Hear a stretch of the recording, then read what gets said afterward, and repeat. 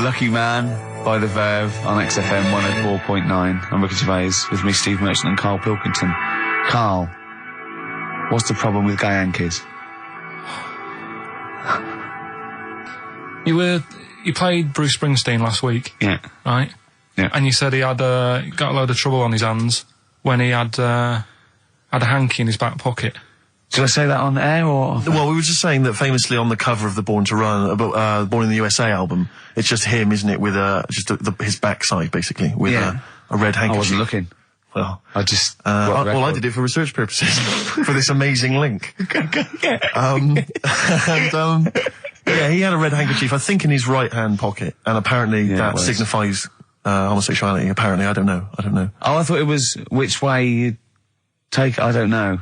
These myths, aren't they? Right, yeah, well, exactly. I don't even know if this is... No, well, I read up about it. Okay. Right. Just research. And, it's all sort of, you've got all different coloured hankies. Are they? Right? Yeah.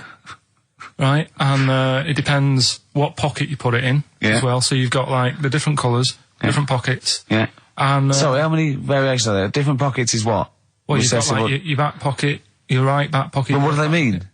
What do you mean? Well, what do they signify? You can't just tell us they signify something. What do they signify? Well, some stuff that we don't really want to talk about, to be honest. What? Sort of, stuff that gays are into. Wait. What do you mean? Barbara Streisand records? Yeah, yeah. Eurovision. No, like, a couple of the things that were there that I know we can mention.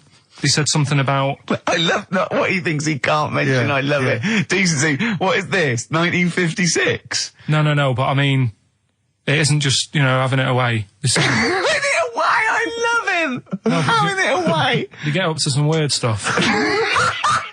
I love the fact he didn't want to offend, but he's offended a lot more people by saying they get up to some weird stuff. Right. In your opinion? Yeah. What do you mean? No, but don't if there is something that I don't know about that it's like you can't say on the radio. Yeah, I'd rather not. But what do you mean weird stuff? Well, one of them, right? If you've got a red hanky, right? Yeah. In your right pocket. Like Bruce? Yeah. That's exactly what Bruce had, yeah. Right, well apparently then, Bruce is an armpit freak. An armpit freak? Yeah. No. Really? No. But that's very specific. Karl. Seriously. Well, what? Right, okay. What else is there then? Sorry, is there some kind of homosexual body that sat down and came up with this at some point? Well, you said this is getting crazy. You've got, like, a blue handkerchief in your top breast pocket. I don't know what that means. You need to sit down. There's some kind of summit, figure out what it means. Yeah. It's just that you're not free from it either. So if you were to go in like a gay bar... Yeah. Which, you might do if you're straight anyway, because they're, good places, I think. Mm-hmm. Right? You can't actually go in there if you've got a cold, because every coloured hanky represents something. Right. So if I was to go in, had a bit of a sniffle, I could get into all sorts of trouble. Right. What, pull out a Marks and Spencer's white linen hanky, that means you like to be tied up and whipped. Yeah. There was another one, armpit freak was covered. Armpit freak is done. We've covered. An armpit freak? I don't really know what that means. Right, okay, yeah. But there was just one other thing, like a blue and white one, is if you're into sailors. To sailors? Yeah, if you have a little blue and white hanky, that's in your left pocket. Yeah. Right. Blue and white equals sailor. So I wanted to ask you something. Remember, again, we've got to be careful here. When, you wouldn't leave the building that was on fire because, you were standing proud. Hang on, we need this. Some people now don't know what you're talking about. Karl, you were on holiday. Yeah. On holiday in Tenerife, right? Yeah. You'd had a moment of intimacy with your girlfriend. Yeah. A knock on the door. You had to stop and get up. And you peeked around the door. It was a fireman saying, "Get out." But you didn't want to leave because you had a. Yeah. It was a little. Yeah. But what I don't understand is you maintained that while looking at a Spanish man dressed as a fireman. Yeah. Is that true? Is that the fact? You maintained, I'm sorry to say, you maintained arousal whilst looking at a gentleman dressed as a fireman. No, these are the facts and they are undisputed, right? Did you maintain? I'm not a machine though. Do you know what I mean? I can't turn it on, turn it off. Right? But you were talking, I just thought talking to a fireman, you'd have probably lost it. I don't know, but you didn't. No, but the other thing was, I mean, I was talking to Suzanne about it again, right? She said, what are you talking about that for? Right?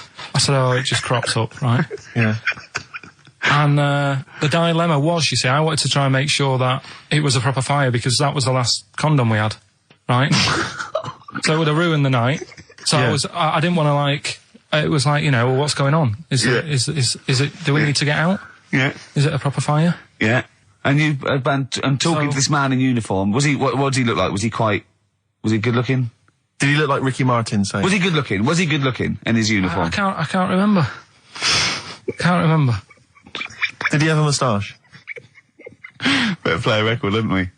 Is this bringing it back? What? You look uncomfortable. What? Did you just switch this on with your hand? The Flaming Lips, and that's Fight Test. Lips and test. Lips Test. On M. We were talking there about homosexual people, and I'm sure we'll move on to other topics. But I just mentioned, I was talking to a friend of mine in the week, Rufus, and he overheard, he pieced together sometimes if you overhear a conversation, you can piece together what's going on. Yeah. And, it sort of transpired from what he could make out that one gay guy had just realised or just found out that his gay boyfriend had, maybe been having an affair and was on the phone, and had called this person, the third party. So the other one was crying, wasn't it? The other one was crying in tears. Obviously, they just had a big argument about it. And all he heard on the phone was the guy saying, in a very kind of earnest tones, I'm going to do everything in my power to destroy you. But I just like to think what that was. What was he, No more guest list to GAY. To GAY. I am going to, slash your diesel jeans with a pair of scissors. What if they're listening now? I know, I mean, it's probably an emotional time for them. Yeah, but they probably don't think we're talking about them. No, not those. It's probably happened quite a lot this week. Well, possibly. I do know quite a lot of gay people, right?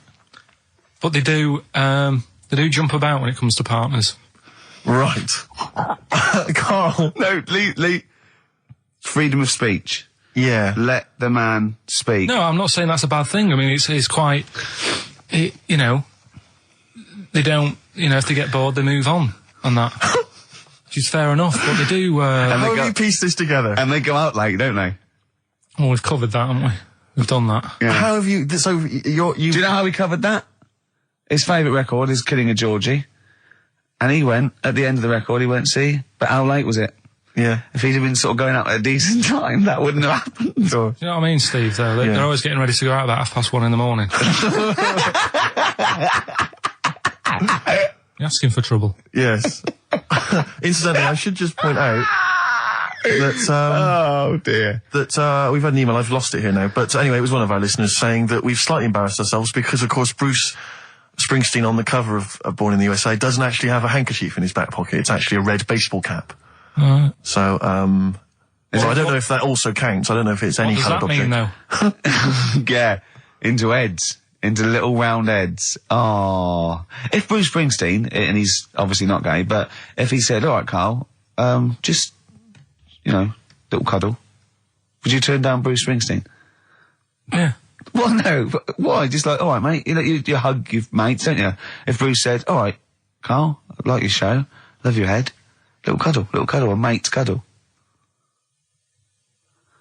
No, I say what you're doing. You just say, look, we're a couple of old friends. Look, Bruce Springsteen, I've wrote those great songs. I like what you're doing. Let's cuddle. Let's have a little. All right, mate. The annoying thing is, right, Steve. Right? Do you know how he likes to squeeze me head? How Ricky likes to squeeze me head? Yeah. He had an old mate over this week. He's got a similar shaped head, apparently, as mine. Yeah. Right. He's hardly gave me a call or anything because he was busy with this other fella's head. Oh, you feel quite bad about that. Well, he's a better head to squeeze. I'll tell you why. Because he shaves his every day. Right, he's got the same sort of hair problem with him. Shaves every day, right? Problem?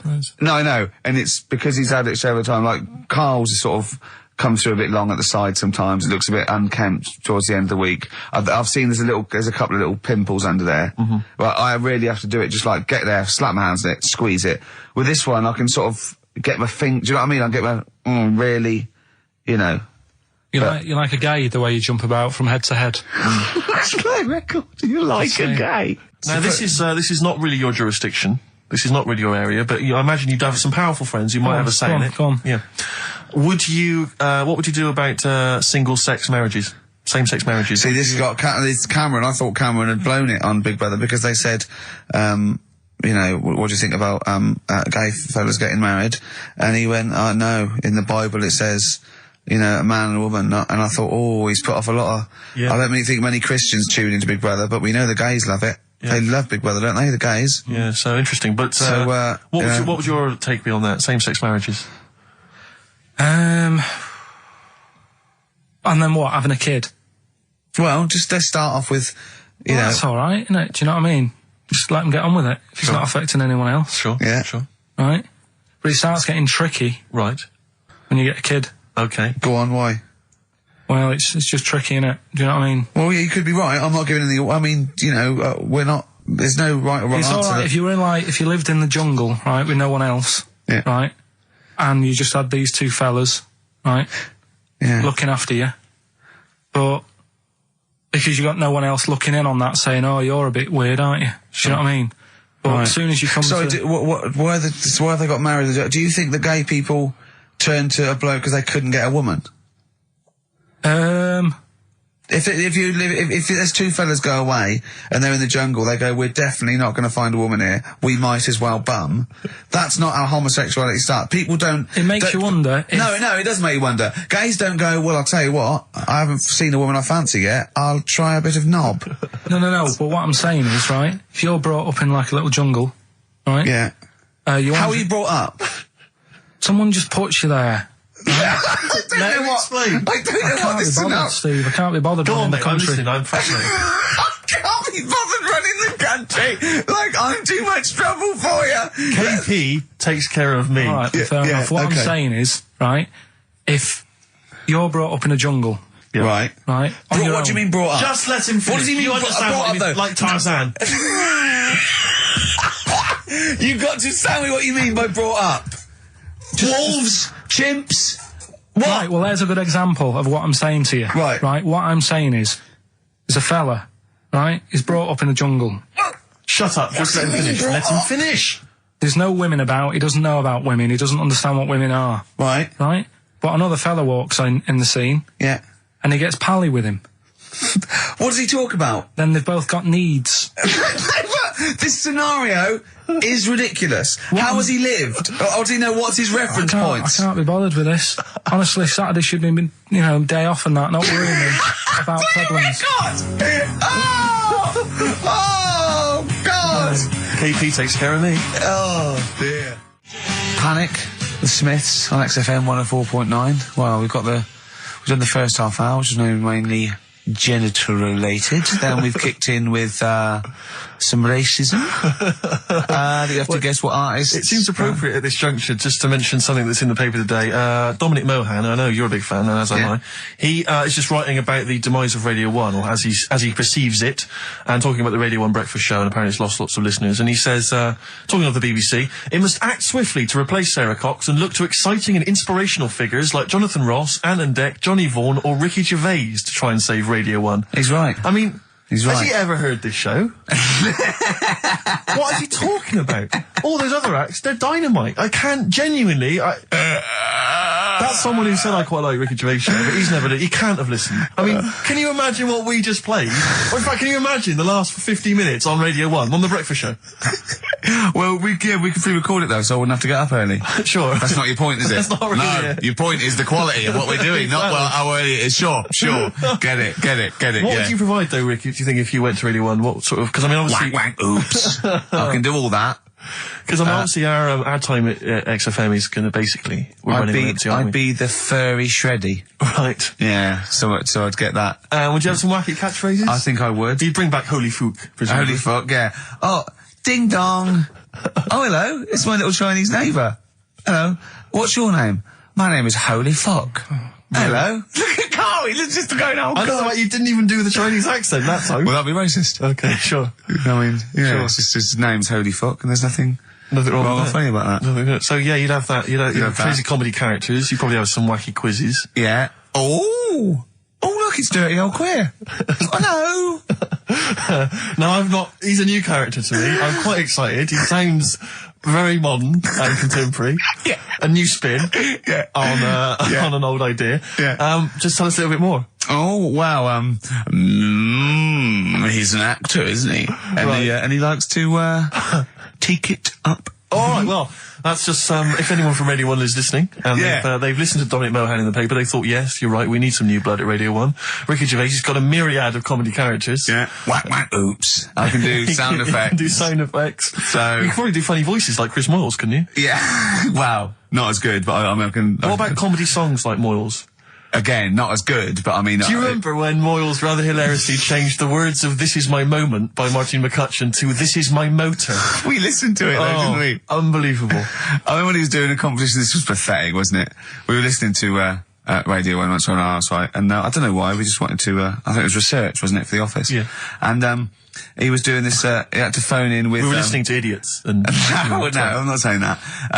And he was doing this competition, you had to call in with some songs that are golf related, and people were phoning up going, drive the cars. He was going, drive the cars, good. And I was on that phone, I must have wasted about 40 quid, and I wanted to get through and go, hello Chris, it's not Milesy, yeah. Derek here, I got one.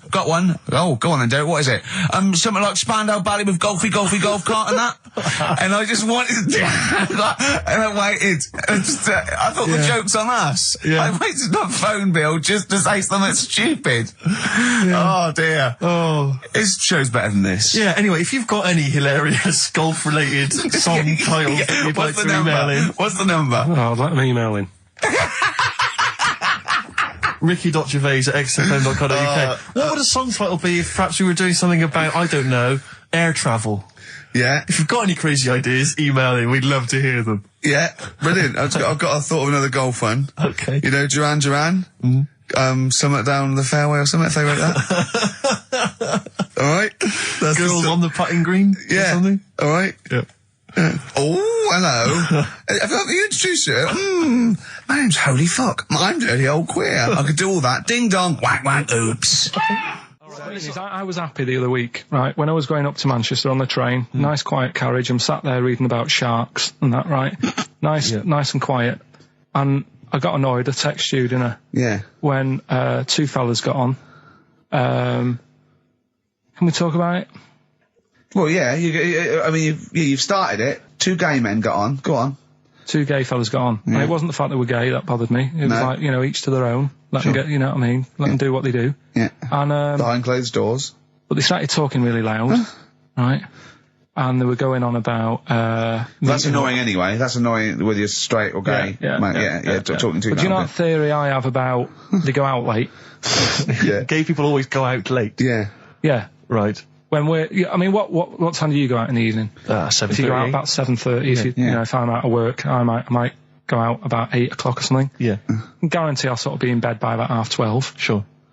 At that time, they're still sort of ironing the jeans, right? And the funny thing was, I've always said this, right? Dancing along to ABBA. You sort of said that's rubbish. I'm sat on the train reading about sharks. These two are talking, and they're going, "Oh, we can't wait to get there." And his phone goes, and he goes, "Hello," and on the end he goes, "Anyway, I'll see you at 1 then," right? Right.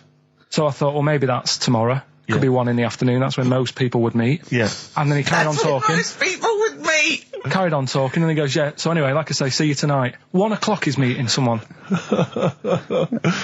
Yeah. I don't know why you go out that late. Do you remember when his favourite record of all time is The Killing of Georgie? Sure. He said, would he have been killed if he'd have been back at a decent time? Yes. There's no mention of the time in this song. And then the funny bit was, actually, that did make me laugh, right? When he'd finished talking on the phone, he said to his partner, right, oh, there you go, let's have a little chat. And the fella said, who was that? And he said, oh, it's Dave. He said, which one's Dave? He said, you know, the one with the shaved head. I thought, in the gay community, that isn't a good description. No. Do you know what I mean? Yeah, I know. They've all got little shaved heads. Before we move on, was the Sharks article interesting? Did you learn anything? It's pretty good. Was it? I'll teach you something about that later. Oh, okay. Is this educating Ricky? It wasn't, but I can teach you a bit. Yeah. All right. That's good. Play some ads and that. Play some ads and a tune, and then have we got maybe a competition? Yeah. What have we got? We're all looking forward to that. All right. I just wondering Rick, what your opinions are, what your thoughts are on Britney Spears. Liked a couple. Bit bored. I think she's panicking a little bit. I think she's a little bit desperate with all this Madonna stuff. Yeah, all the kind of lesbian Yeah, stuff. I don't know. Yeah, she's all right. I've got nothing against the girl. Well, I think it was in Hot Tickets magazine. Sure. It's free with the Evening Standard. Yeah. I might get some free Evening Standards now. I've plugged that. Yeah. I just reading in there that I don't know if it's still going to happen, but apparently she was going to do a little cheeky appearance at GAY. GAY? In London. And obviously I was quite excited because I'm a Spears fan. Do you know that's what that spells, don't you? GAY? Yeah. Gay. Yeah. Yeah. Well, I think it is a gay club. Oh, sure. This is what I was ascertaining from the article. Oh, because they've called it what it is. Exactly. Yeah. And it was apparently she was going to be previewing some of her new album live on stage at GAY. And that's an intimate venue. Normally you'd have to see someone like Spears, probably at Wembley Arena, something like that. I'm thinking I'm a Spears fan, get up a couple of the gang together. Yeah. Some of the lads. Exactly. Yeah. Cruise down there. Yeah. But then I read on in the article that apparently the doorman at GAY were only going to let in regulars, and the way they were going to ascertain if you were a regular was by asking a series of questions at the door. What, testing if you're really... Now, I don't know if the questions would be about the interior of GAY. Or the interior of someone else. Yeah. Or just general kind of... What, do you reckon you'd have passed the... Well, that's what I was wondering. So you'd have had to pretend to be... GAY to get in to see Spears. Now Can you say gay on the radio? Yeah, I think so. Yeah. There's irony, isn't it? So you're pretending to be gay to get into a club to see a bird that you like. Yeah. I'll give you a little quick test. Right. Shall I? All right. Sorry, what's your name, mate? Paolo. All right, Paolo. Yeah. You haven't done a lot with your hair. You just sort of let it grow out. I mean, would you be putting product on a bit later? Because I mean, you don't look very. You look sort of quite masculine, quite. Yeah, well, sort of like you didn't care, like you have no care about how you look, like you were. Normally it would be shaved. Of course. Oh, okay. Yeah. We would say normally that looks about like 3 months growth there. Why haven't you? I've been ill. Nothing serious? Nothing serious. Okay. No, that's why I let it grow. So it's grown. Okay. Yeah. So what time would you normally be going out then? Paolo? Normally I'd go out about about 8ish. 8 o'clock in the evening, you go? No. That sounds a bit early. That's what. No, I'd go out about 3 in the morning normally. Right. So I take them. Yeah. Okay. Right. So that's right. That's right. Yeah. Where'd you go? Down sort of Compton Street for a coffee, and then onto GAY something like that, with your little shaved head. Yeah. Okay. Well, you're doing fine. Gay. Sounding pretty good. Can I just ask you one final question? 20 bender points? 20 bender points. I'm just going to let you in. Okay, I'm just going to tell the guys to let you in. But I've got one more question. Yeah. Do you prefer knobs or tits, Paolo? Knobs. Knobs. You love knobs, do you? Absolutely. Can't get enough knobs. So you hate tits, I assume? Loathe them. You hate tits, do you? Yes. Okay. What? Even Liza Minnelli's? I don't know what to say. I love hers. But not in a straight way. In a straight way. In a so okay. So you love knobs more than tits, right? Okay. I love knobs. In you go. Thanks very much. Brittany's on, do you? Oh, she is so sexy. Oh, see, that's what would give me away. It'd be like a great escape. It's just the last. Yeah. You just. Well, you're. I mean, I think you're probably a bit bi. Right. Yeah, okay. but I mean, go in anyway. Thanks very much. Okay, the drinks are quite expensive. Oh, I thought so. Pop your shirt off, will you?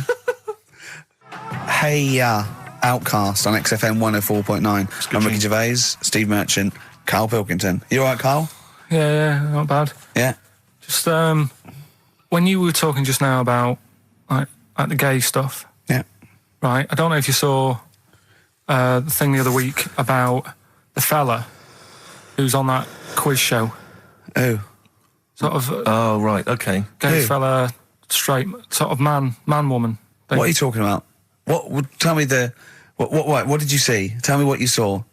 This is like a kid come running in and he's seeing something frightening. It could be an alien, could be a ghost, could be a paedophile, and you've got to get exactly what actually saw out of him. Right, what did you actually see? It's just this fella who's a woman. Right. Right, okay, right, try and talk like a human being. Right. It's a quiz show that's coming on the telly. And it's this woman. Right, is it a fella who's a woman, or is it a woman? Bit of both, that's why I'm talking about it. But what do you mean? Is it a pre-op? Is it a transsexual, a transvestite? Is it a ladyboy? Is it an hermaphrodite? What is it? I'll tell you about it. Well, tell me. I'm telling you. It's a woman. Well, it's a man. Oh, forget it. Listen. Play a record. No, listen. Come on. What? It is a man. He is a man. Well... Oh, Christ's sake! It's a TV programme where they've got this... Transvestite or television? It is a transvestite, yeah. But the problem is... I'll tell you, just because you don't know about it, the programme is... I don't know, I still don't know about it. I don't know anything about it still. I don't know. It's a woman, man, woman, TV programme, look, TV. No, it's a man who is now sort of half a woman. And... A man who is now half a woman! No, well, this is what's weird about it. He's got the top half, but not the bottom half. What do you mean? He's got breasts and a wig? But he's still got his boys downstairs. Why do you do that? His caps and the boys are still there in his wide fronts. Why but upstairs, he's got a lovely pair of dumplings. Why do that? Well, he's halfway through. But why not get it all done in one go? Maybe he couldn't afford it. Well, wait until you've got all the money. That just looks a mess.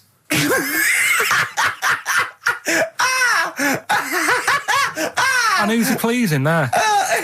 Well, he wakes up in the morning and pleases himself. He can't believe his luck. He doesn't know where to start.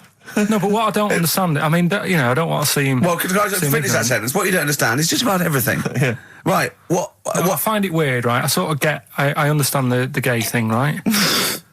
But... Do you? What do you mean? Well, I know... Well, tell me the gay thing. Explain the gay thing. I just know if you're a fella, you like men. I don't know much more than that. What do you mean you don't know? But what I mean is, with a transvestite, what's going on there? What do they want? A transvestite is a cross-dresser. See, I don't get that either. Because... You mean a transsexual? That's a man who likes to dress in women's clothing. It's not necessarily... They're not necessarily gay. They're not gay. They're often not gay. They just happen to like wearing women's clothes, aren't they? But then why not wear women's clothes that could be seen as a bloke's... Like Suzanne wears jeans. No, but they... Yeah, just but that's buy the women's thing. jeans. But that's their problem, is it? They like being seen as a woman. They like being seen as a woman. It's not just that it's more comfortable, or they'd wear a kilt. They like being seen as a woman. They feel more comfortable. All right, and what's the deal with this fella who's got... We don't know who this fella is. No, we don't know this man who's half a woman. He's called Miriam. Oh, that's helps. Yeah. Brilliant. I love this scientific basis. No, So all he's done, he's had the tits done, he's probably had the hormones, probably lived as a woman for a while. The last step, because you can probably reverse the breasts anyway, because they're probably implants and hormonal things, and whereas you chop your knob and boys off, that's, you come back the next day and go, sorry, I didn't mean that. I wanted my ears pierced. It's a bit more of a bigger operation to put them back. So doctors are probably making sure that he's just Surely if you've had the top half done, you're not going to go back on what you've said. But no, what's the top half being done? I could get you breast implants, give you a bit of hormonal treatment. Now that would be a great idea for next week. and you could reverse it. What you can't do is grow a knob back. Well, you can. Last week you were talking about growing one on your arm. Yeah. We've done that. We can, so that is possible. Listen, Oh, he's perked up. Yeah. Oh, he's back in the area. Well, you got something to say? I was kept quiet in the first hour. I'll let you get on with that now. What you got to say? Is it just have a guess? Is it about monkeys, Chinese people, or little gay fellas? It's about little gay fellas. Sure. Is it? Of course it is. Go on. Yeah, but not because I like Sorry, I'm taking just a mick making in a that. tally. Let me just note that down. Yeah. No, but it fascinates me, doesn't it? All stuff like that. That's a bit sort of different. Yeah. Yeah. And that. What, like monkeys and Chinese people? Well, and that thing you were showing me before, the half woman. No, you weren't impressed with that. Well, no. That woman that's got two pieces of genetic makeup in her, where it was two separate sperms and two separate eggs fused, and she came out as sort of a normal person, but she had this residue of genetic material, and so she's had two children that aren't genetically the same as her. Yeah. Right? And they showed it in the paper by doing her half white and half black to show the two different, you know what I mean? Just for, Yes. he went, does she look like that? I said, of course not. He went, not interested then. Of course. Yeah. He said, how could I tell? Not interested in that at all. Yeah.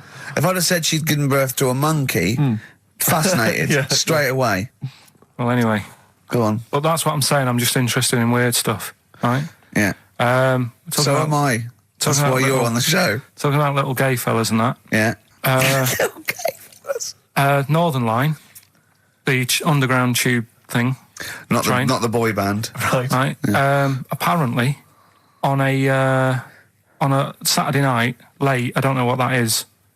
What time late is in the sort of gay community, as we've discussed before. Yeah. But apparently, the last carriage on the Northern Line, they all get in there. What do you mean they all get in there? They sort of take over the last carriage of the Northern Line on a Saturday night. Right. And it's like the gay carriage. Right. And what exactly do? They just travel about on the Northern Line? No, just have a chat and that, and like just stick on the communards. How do you know? Someone tell me. See, this. I mean, I'm glad you've informed me, because it wouldn't bother me, but I feel I should be told about these things, because I'm likely to stumble onto that carriage by mistake, and I'm not. It's not that it'd be a problem. It's just I might feel a little uncomfortable if there's a lot of people in, the black the black leather gear and the moustaches, the hats. I mean, to be quite honest, they'd be annoyed. Of course, because they'd be expecting something a little bit, What do you mean? Well, they're good looking, most of them. Sure.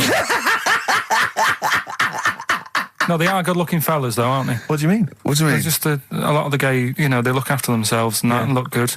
Keep themselves... Some of them work out, yeah. You see, this is the problem I have, because there's a lot of areas in London and elsewhere in the country where there's a sort of, it's a gay thing, it's a gay public toilet, or I don't mean it's gay, but it's not like a legal thing. I mean, it's a cottage. But it's a cottage, whatever. I mean, I remember being in Bristol once doing some... You're confused when I said it's a cottage. Yeah. That's a term for where gay people go in toilets to sort of meet and greet each other. Well, I shake hands.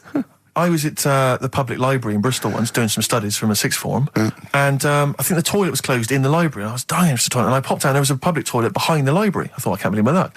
Dashed down there, it was about 6-ish in the evening, I was working late, I was studying hard. I went in there, and I swear to God, I saw two fellas. With the... Is that unusual? Or? Well, no, they were up to some hijinks. What they sort of like... Do you know the thing that struck me? What? One of them had bright red underpants. What do you mean? They were actually doing, they were having some kind of, they were having relations. They weren't even in a cubicle, they were out in the... Where were the underpants? Around his ankles? No. Yes, I swear to God, I'm not going to make this up. What old were you? I don't know, like, how old you are in the sixth form? 16 or whatever, 17? Yeah, and what did you do? Well, I actually said... you just joined in, what else did you do? You might as well. I actually swore, I said, oh, F me. And then I went, oh, no, don't. No, I did, I swear to God. I did. I went, oh, it's me. No, don't, because I was panicked and I ran out. And as I was walking out, a guy was coming in. I went, oh, hang on, mate. And then I thought I better not tell him. I'll let him find out for himself. He might be going in there to join in. He might have got a call. Come down. We're going crazy on each other's ass. Come down. It's a conspiracy. A Bristol conspiracy. What annoyed me, my was, lover. Want a bit of car? What angered me, Rick, was the fact that I wasn't notified, that there was not... I didn't know there was no sign. And afterwards, I spoke to other people about it, and they said, oh, it's a famous gay haunt. But what annoys me is I feel that they should put an ad in the local press, a big paper, like once a week, like, when they recall cars if they're damaged or there's a fault, or couriers might bring back stuff if they're sort of faulty goods. They say, recall them, we'll give you money back. They should just put an ad in. The gay community should put an ad in that just says, these are the hot spots, this is where you're likely to find us doing some stuff. If you're not gay and you might feel uncomfortable, avoid them. And just list them, or little pictures, or, a map or something. Anything, because like the gay tube thing, I don't know fun. 1, 2, 3, railway cuttings. Well, not that. It's more of a sort of social awareness thing. Yeah. So people, don't feel uncomfortable and... But they don't want it exactly to be like, sort of walking in under a neon sign. Why? It's legal. yeah, big arrows. Oh, as if. What do you mean? What's wrong with that? Because, it's actually a public place. I don't think cottaging is... strictly legal. But they don't even have to specify what they're going to do. Some people, they're not, some of them aren't, I don't think it's probably seen gays, is it? Yeah, but it's not the people that go out and they say I'm gay and I like Barbara Streisand. It's presumably the sort of people that do that are people that either aren't quite out yet, or, do you know what I mean? Or they're doing having a quick one away to their wife and kids. Yeah. I don't know completely how it works, but I'm sure there probably isn't a place like free bumming here tonight. No, there is kind of. What? Because I was walking home one night through Soho, right? just because that's the way I have to go, not because I choose. Do you know what I mean? I wasn't going there on that, right? So I'm walking through, right? And I was handed like a card, which was like a gay event, right? Now that's a bit weird, isn't it? That straight away he's presuming that because I'm there that time of night. Well, and you got a shaved head, and you sort of like, you sort of like quite look after yourself, and you got some nice clothes. Yeah, but it's still you look can't like really a little bit rough, don't you? From Manchester, you look like a northern rent boy who comes down to stand outside McDonald's. But the card was rubbish, right? What do you mean? Had this fella on it, right? All sort of greased up and that. What would you look? Just having a look what he'd handed me and that. Right. Just having a look. Picture of him, sort of sailor's hat on, tan body, like just his arse out like that, and rubbish slogan, right? The best bum in W1. Is bum there a noun or like a verb? What do you mean? Well, to bum, is it like get the best bum you've ever had, or he had the best bum? I think it's just I don't suppose you asked. No. I don't suppose you called the number to check. What do you mean exactly by this?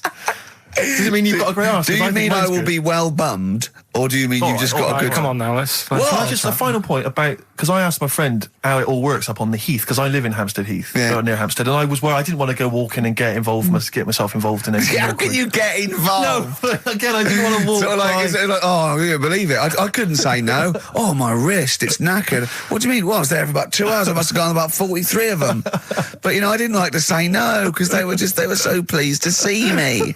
Oh, well, it's not so much the fear of that. It's not good skiing practice. I was doing 2 at a time for a little while. It's not the fear of that so much as the fact that, again, you don't want to gate crash someone else's party. Do you know what I mean? No. You don't. If there was a straight couple having sex, you'd want, oh, I'm sorry, and you'd want to avoid that area. Of course. But I was finding, so someone told me how it works, and apparently you just go and like sit on a bench or something, and then a guy just sits on the bench and they just look at each other. There's not really anything said. It's just a kind of nice evening or whatever. I guess it's like 2 a.m. or whatever, and then they go off in the bushes and ding dong. But it's like, I don't know how that culture's developed. I love this programme. Why can't that be the case with women? That would be amazing. You just go out to the park, and like 1 a.m, you just sit on a bench. You just be like a scene from Gigi. Exactly. Just walking along with the perambulator. Yeah, exactly. But that would be a joy if there was none of this formality. You've got to talk to them, buy them dinner. Oh, you're joking. Romance. Oh, no. Just this kind of informal thing. It'd be great. So what would you do then? You go up to a woman and go, come on. Yeah. Let's stop mucking around. We know why we're both sat on this bench. There's a nice bush over there. Yeah. Let's have a bit. Yeah, and then she'd go, yeah, great, thanks. I'm killing some time before I, pop into town. Yeah. That'd be perfect, thanks. You make my weekend. So you're jealous of gays as well as me? In a sense. In a way. What do you think, Carl? Let's put a track on. Why? Are you getting scared now? You brought it up. Is it getting too close to the bone, so to speak? Jet, are you going to be my girl on XFM 104.9? I'm Ricky Gervais, with me Stephen Merchant. Over there, little roundy bald head of Karl Pilkington. Good news and bad news. Good news is, boys are back in town. We're here for 2 hours. Hello. Bad news is, we have no monkey news, gay fella news, or little Chinese fella news. Really? We're going to try and, leave that for a week, and then maybe come back to it. Yeah. Why do I get the feeling that within 20 minutes we'll be talking about little gay Chinese monkeys? Thoughts on B-days? Have you ever used one? Well, no, you told me all this, but you still haven't got to the bottom of how you use them. No, I don't know. I don't know how to use it. Do they come... you need to ask Darren Brand, does it come with, like, instructions, like a flat pack I think you're supposed to know. About? I think you're supposed to... if you've bought a B-day, the assumption is you know how to use it. Imagine someone installing it and going, there you go, it's a B-day. Go, could you show me how to use it? Well, you like this? Well, no, go to the toilet first. Do the whole thing. Otherwise I won't know in context. I'll just sit here in the corner, that's fine. Okay. Do you read a magazine when you're normally going? Well, I might do, but I don't really want to do it with you here. But how will I know? Exactly. I need to know how you transport yourself from the lavatory to the B-day. Do you remember when we were trying to offer Carl money to have a shower with Johnny? Yeah. just some of the highlights of the year. That's a weird weird thing to do. Yeah. We nearly had him there, and then he didn't want us to watch. Yeah. We said, well, how do we know that you've done it or not? Yeah. He went, you are definitely bent. That's his conclusion. What we got lined up? Well, hang on, let's just say, if anyone's got any idea sort of how to use a bidet, maybe... Any idea for anything to talk about on this show? Well, that doesn't involve crapping or farting. We've done that. We haven't done little Chinese fellas or the gays yet. That's still to come in the second hour. Ian.Camfield@xfm.co.uk if you've got any thoughts on bidets or just, lavatories generally. Richard Ashcroft on XFM, Check the Meaning. I think it was out this year and we enjoyed it. So I certainly had a thought then that, someone like Richard Ashcroft, who's really cool. I mean, I think one of our greatest rock and rollers, really. He writes great tunes, does great albums. The Verve, already in history. I just suddenly thought of him listening to this and thinking, I wish they wouldn't play my songs because I don't want to be associated with that drivel. Yeah. Most people get a buzz out of it, get it on the radio. Do you think people say, don't let Gervais... Guilty by association. Do you know what I mean? I love that song. I love Check the Meaning. I thought it was a lovely song. And he's thinking, they're going to sandwich it to bring talk about little gay Chinese fellas and bidets. Yeah. Yeah. And it's going to make me look What worries me, Rick, is that there were, if we had to draw up some kind of list of artists who would allow us to play their songs, it's going to be such a short list. Gary Glitter, it's just going to be a few people who, are slightly more shameful than us. I just thought of something. There are 1 billion people in China, and I assume it's the same percentage of homosexuality occurs, as it were, that to 1 billion, 1 in 10, that means there's 100 million little gay Chinese fellas running around. Richard Ashcroft, if you're listening, I apologise for that last... Think about it. John Lennon, you okay? War is over. I heard a DJ in the week, I won't say who it was, but sort of like a cheesy sort of housewife choice DJ, and he played that, and he went, weird one, that, isn't it? What do you think of that the first time you heard it? Strange one. John Lennon, Yoko Ono, war is over. Here's the moment, at least, out there. I love that. Oh. What does he mean? That's exactly what I want from a DJ. That kind of insight. We were talking before the break about how many little Chinese fellas there are. Yeah. Brilliant. An awful lot of them. Brilliant, good. More the merrier. Are you familiar, Rick, with the scary fact, I don't know, Camfield, if you're aware of this, and it's chilling. I don't know where I've heard this from, but apparently... And this is kind of legend, I didn't just make this up, this is well known, that if all the Chinese people in China, right, no, come on, if they all jumped up and down at the same time, apparently, this is what they say, apparently it would cause a tidal wave that would wipe out America. That would destroy America. I love the idea of coordinating that. Brilliant. Well, I like the idea, firstly, they don't need weapons of mass destruction, they don't need nuclear weapons, because they got that threat. They can't constantly. have on that, you can't count a tidal wave as a weapon of mass destruction. Or jumping. Tony Blair could send in sort of people, UN people going, look out for anyone jumping. Exactly. Because all they need is an immense sort of skipping rope. Oh yeah, once a little fella in Japan holding one end, a little fella in Russia holding the other. Exactly, yeah. And they go, on your marks, you'd have a lot of coordination over that one little... Maybe like someone like Mr. Motivator, kind of coordinating it all from the top of the wall, sort of looking down. The Chinese equivalent. Yeah. Because I think that's why they built the wall. I think that's why they built the Great Wall. To jump off the wall. Exactly, they just climb on that wall. That's the way it's there, that's the threat. And that's why America started the space race, because you can see it from space. Exactly. So they go... They're up there monitoring constantly. This is Eagle to Houston. There's lots of little Chinese fellas about to jump. Yeah. This is Houston. Are they wearing them lampshade We just need to hats? confirm they're Chinese. Are they wearing those... are they wearing those comical hats that look a bit like a lampshade? They are. They are. We just have to confirm they're Chinese. Because if I was the leader of China, what is the name of it? Is he the king of China? We're so ill-educated, aren't we? Is it the king of China? The Tsar of China? King, is it? What is it? Is Chairman Mao still there? Is he still chairman someone? Chairman someone else, probably. The new chairman. Or chairwoman, don't be sexist. And actually, when I said there's 1 billion people in China, so there's 100 million little gay Chinese fellas, someone phoned up to say half of them are women. Yeah. Well, of course. Straight on the phone with that. Well, I meant little lesbian fellas or little gay fellas. Yeah. I mean, I wasn't being sexist. But I'm just saying there's probably 100 million little gay Chinese people. Now, Chinese people. Oh, incidentally, it's the premiere of China. The premiere. Premiere. Oh, right, yeah. Oh, yeah. Sure. Yeah, I remember now. Yeah. Well, when you were away, Carl, we worked out if it's 1 in 10 people are sort of like gay in some way, with 1 billion Chinese people, there's 100,000 little gay, lesbian Chinese fellas of some sort. What do you think of that? What do you mean? Well, I think so some sort of form of gayosity, whatever it's called, is sort of like 1 in 10, right? 1 in 10 people are gay, apparently. Right. That does seem a bit high, though, doesn't it? I thought it was lower than that. What? You mean more than that? Yeah. I don't think so. I think that's of any sort of nature, anything. But what time did they do the survey on the streets as well? Because, they go out late, so if they're doing the survey sort of around lunchtime, forget it, they're not going to get any. Sure. Yeah. You know what I mean? They're all asleep. But if they're out at, say, 1 in the morning... Wow. It's going to be higher, isn't it? Yeah. Well, the thing is, Carl's favourite song, The Killing of Georgie. A little gay fella goes out and he gets beaten up and that. Carl went, yeah, but would it have happened if he'd have been going out at a decent time? True. But clearly in the lyric, it says, Georgie left the theatre before the final curtain fell. Yeah. Now, theatre's finished about 10:30. Yeah. So even to give him half hour, I reckon it was only about 11 o'clock. So you're talking rubbish there.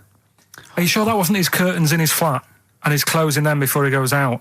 No, he was at the theatre. But I'll tell you what, I just realised something.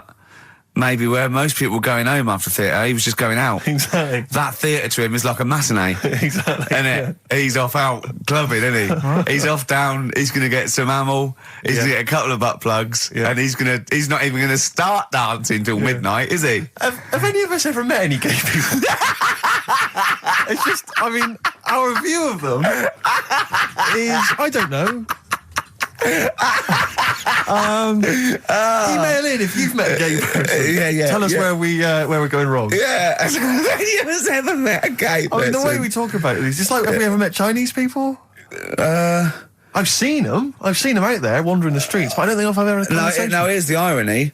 I definitely know and have met more little gay fellas than little Chinese fellas. Yeah.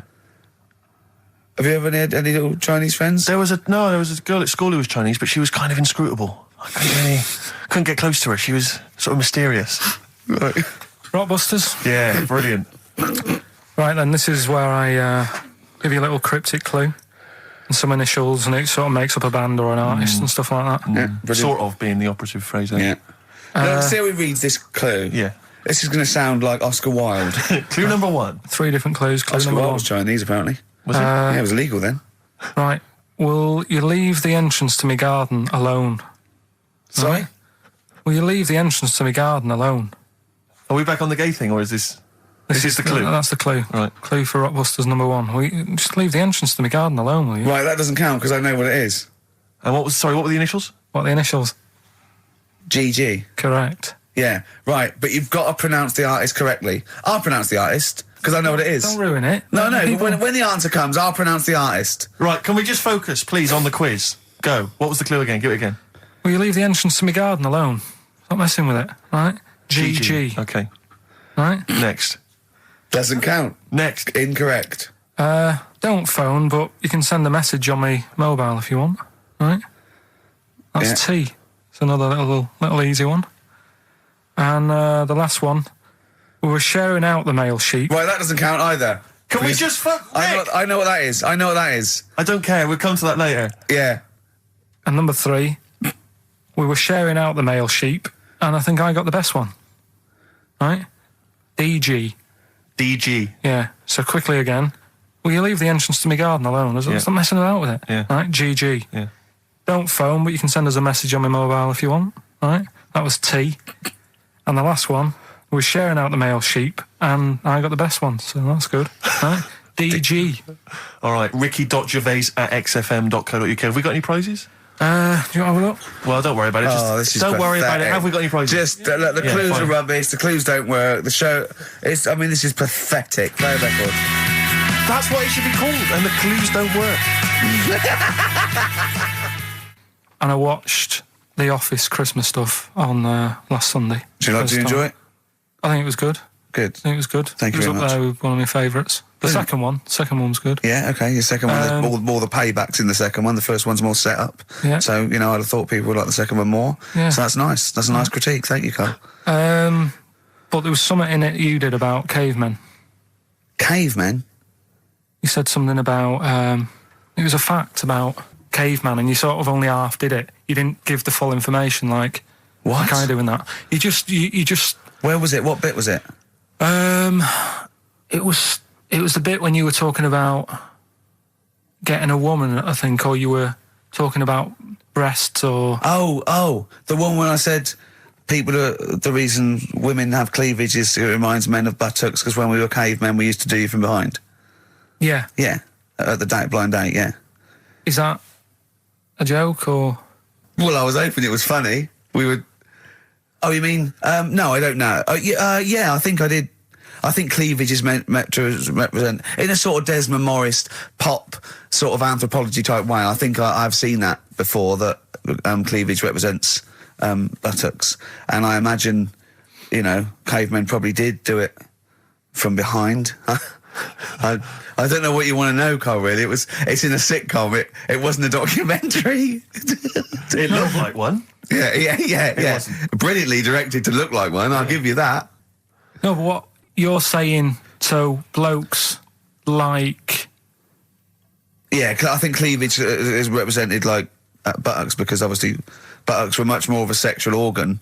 Evolutionarily speaking, breasts were to actually bring up to suckle young, but and were a sign of sexual maturity, so you're ready to mate. But whereas, Carl, I'm not an anthropologist, mate. I'm struggling here. What do you need to know? But yeah, I imagine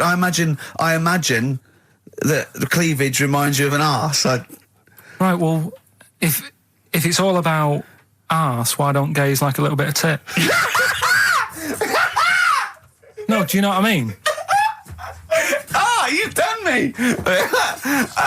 So the question put to us today on XFM 104.9, please call me $, is if it's all about arse, then why don't gays like a little bit of tit? I was worried if it's all about arse, why don't gays like tit? If it's all about arse, why don't gays like tits? Just call in with your... Thanks very much for tuning in. This is in children's TV. If it's all about arse, why don't gays like tit? It's soon been an hour and a quarter before we got round to gays, so it's good to see they've made an appearance. If it's all about arse, why don't gays like a bit of tit? Is the question. What a brilliant question. Well, if you're an anthropologist or a psychologist, a doctor, a gay, please call in. If it's all about arse, this is the question. I'm not convinced by this whole... cleavage looks like an arse. That's no, not Steve. Nor am I. It's a bit of mock anthropology. I didn't think it would be under scrutiny. I think it's more likely that the reason men find cleavage attractive is because they know there's a lovely pair of Bristols down there. Yeah, so they look at cleavage. They go, here we are. If that's what's on show, exactly. Imagine what's down below. If that's in the front window, right? Yeah, what's she got at the back of the shop? Oh dear. The Coral, Bill Mackay on XFM 104.9. If it's all about arses, Steve, why don't gays like a bit of tit? I think there might be a lecture on that at the Royal Institute tonight. I'm not sure. Stephen Hawking. Yeah, I think he's given a lecture. Brilliant. Tell you something else though. That's about caveman and that. Yeah. Right. Not really. Go on. Do you know? I love the idea of a little gay fella. He's pulled a bird. All he's done is focused on the cleavage, and he's gone, that's a lovely arse. Right? He's got a bat. Right, pulls the dress down. No! Where's the arse? I've been gone. There's boobs! Boobs! I hate they're my worst! No! Yeah. Faith No More and their version of I'm Easy on XFM 104.9 with Gervais, Steve Merchant, Karl Pilkington. Rick, for the last time. We've only really got 3 topics of discussion on this show. I think you agree with that. Little Chinese fellas. Monkeys. And the gays. The gay people. Yeah. We're hoping to cover all those subjects today. Monkey News is coming later. I'm sure we can find something to discuss about gay people. We've done gays. We've done a few gays. I suppose we talked about the dog. Yeah. Big time. Right. The film thing. This is when we get like a film, and I'm in it. Right. So I'm doing. We talked, a bit about gay fellas and that today. Yeah. So we're doing When Harry Met Barry. Okay. All right. Yeah. And listen to this, and then there'll be a question at the end, and you can win some more stuff. We've got DVDs. Some more shite. Some more good CDs and DVDs and that. All right, let's hear it. So, When Harry Met Barry. All right. We've got 18 hours to kill before we hit New York. know, yeah. Brought a few books just to kill a bit of time on the journey. When I buy a new book, I always read the last page first. That way, in case I die before I finish, I know how it ends. I read a book like that once. Not on purpose, though. It's just that all the chapters have been put in the wrong order, so it's a bit annoying. Got to chapter 1 before I realised. Are you finished now? Yeah, I bought another copy of it and read it in Lanzarote. It was alright. Good read. Listen, we're only staying in New York for a couple of days, aren't we? Because the place does me head in a bit. Oh, really? Yeah, it stinks, doesn't it? It's a really dirty city. It's noisy. It's funny, the people who live there call it the city that never sleeps. I'm not surprised with all the noise. I couldn't agree more. Listen, I know you're gay in that, right? What is the attraction with New York for you lot? What? Because it is like the gay capital, isn't it? They all love it. Even that Rod Stewart song, you know, that Killing of Georgie, that was set in New York, wasn't it? Yes, it was. Yeah, well, that song was about a gay fellow, wasn't it, who moved to New York and ended up getting beaten up. Not a great advert for the place. You keep going there. Weird. Actually, I know why you like it. It's because it's a city that never sleeps, isn't it? You lot like going out late. You sort of run your life at a different timetable to everyone else. Are you finished now? No, I'm not being funny. I'm just saying. Just don't think you should live your life like that. Why not?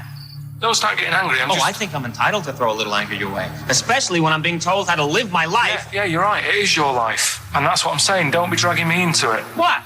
Well, you know I'm not gay, so why did you buy me a butt plug for my birthday? I'm not going to use it. What do you want me to do about it? I take it back, okay? I take it back. Right.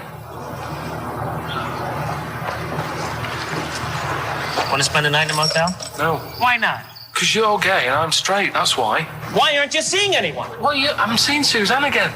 We only split up for a few weeks when she had that funny haircut that made her look like David out of Slade. It's grown again now. She looked weird, didn't she? Well, but forget that. Anyway, don't want to share a bed with you again, not after last time. Oh, geez, what are we supposed to do? Well, this isn't normal, mate. Pull over, forget it. All right, Forget don't it. you... I don't want to talk about it. How is that possible? Just pull over here. Fine, but let's just... There's nothing, I'll get a B&B. And by that, I mean bed and breakfast. Not bum and bollocks, as you call it. Get one thing straight. Not interested. See ya. Oh dear. Excellent. Oh, little Karl Pilkington. When Harry Met Barry, it's a classic film. What's the what? What song was I talking about? That, you know. Yeah, we know. What song was it? Yeah, what song, yeah. Okay, Artist will do, or the song title, whatever. Yeah, okay. Email only ricky.gervais@xfm.co.uk. We can squeeze in a tune and then I hope Monkey News. News. Oh, what tune have we got? How long is it? 3 minutes. It's a nice one, though. Brilliant. Bit of Amy Man. Fantastic. Big day, Karl, though, isn't it? Because there's lots going on, and I know Karl's it's very, very important for him that he champions Live 8. I don't know what's going on. I don't know what... I am sick of it, to be honest. Sick of what? Just sick of reading about it. Sick of this Live 8 thing. Sick of it all. Brilliant. Fed up with it.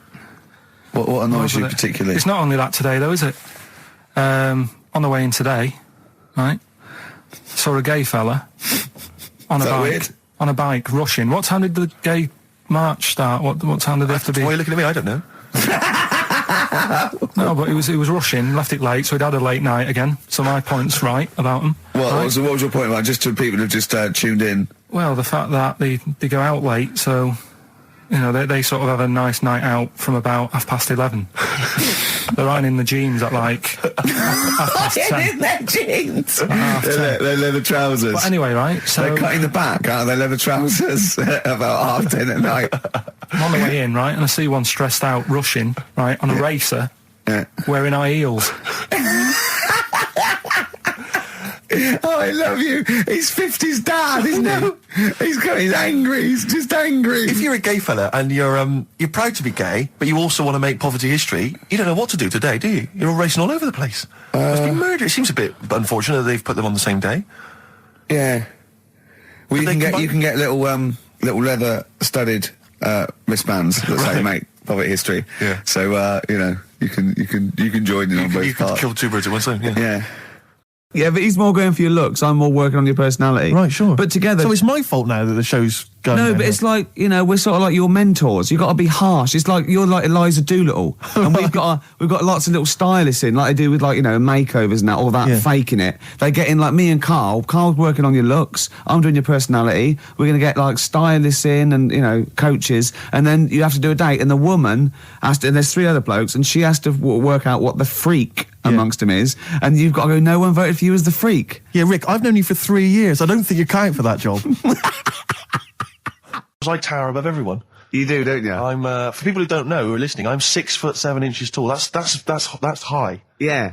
That's big. And for people who've never seen him, he doesn't hold it well. It's not like he's a sort of handsome athlete, is it, Carl? He's a bit of a what do you call him? Carl, don't answer. No. Don't get drawn into that. You know the game he's playing. No.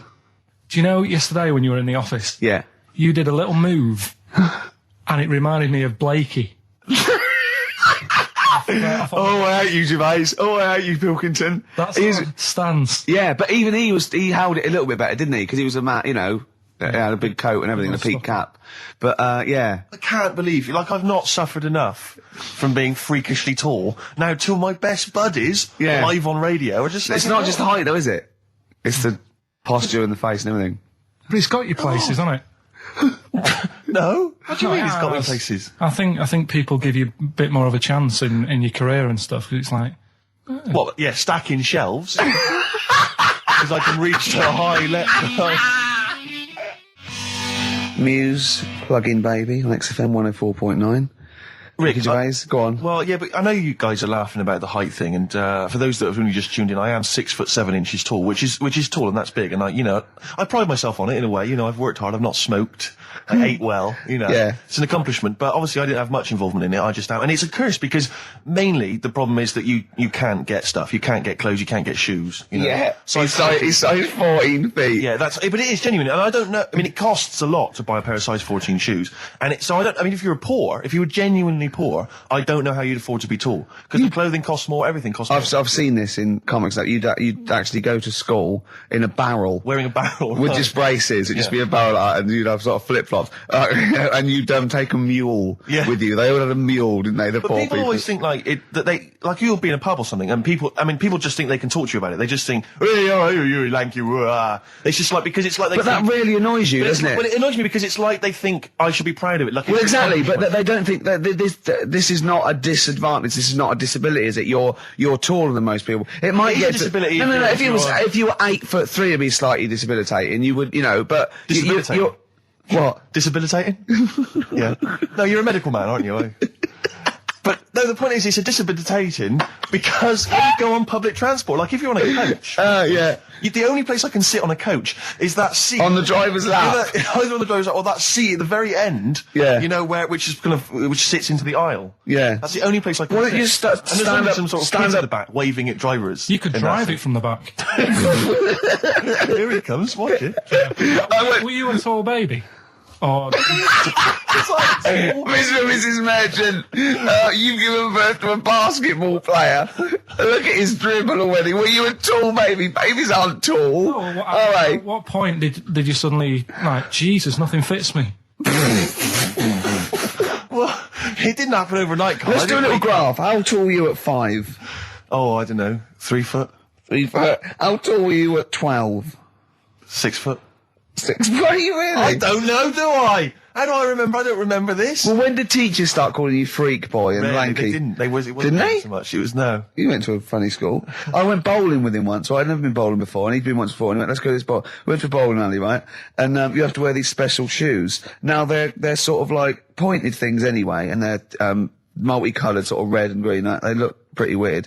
And the woman said to me, oh, what size? I said, oh, 8. She went, yeah. So what size are you? 14. She went, 14. He went, you probably haven't got them.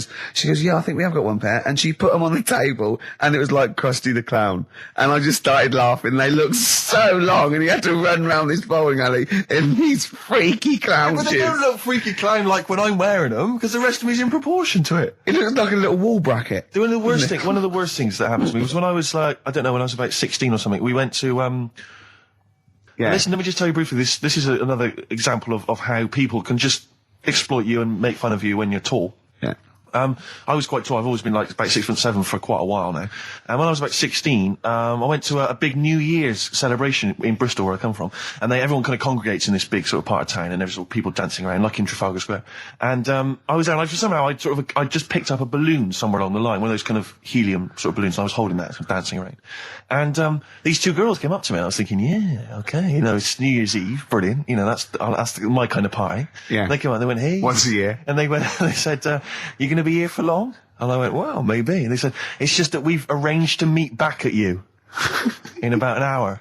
I went, what do you mean? I went, well, it's just because we can see you wherever you are. Don't worry, you can move around and stuff. We'll see you with the balloon. Just arranged to meet some friends. I love that. A landmark. So pilots use that. Oh, we're just coming in. There's, when we see Steve Merchant, we'll be descending to Bristol Temple Mead. What's really funny is New Year's Eve, Trafalgar Square, you got a huge column, but they use Steve as like the meeting point. Steve's got a huge column. Brilliant, Rick. Well done.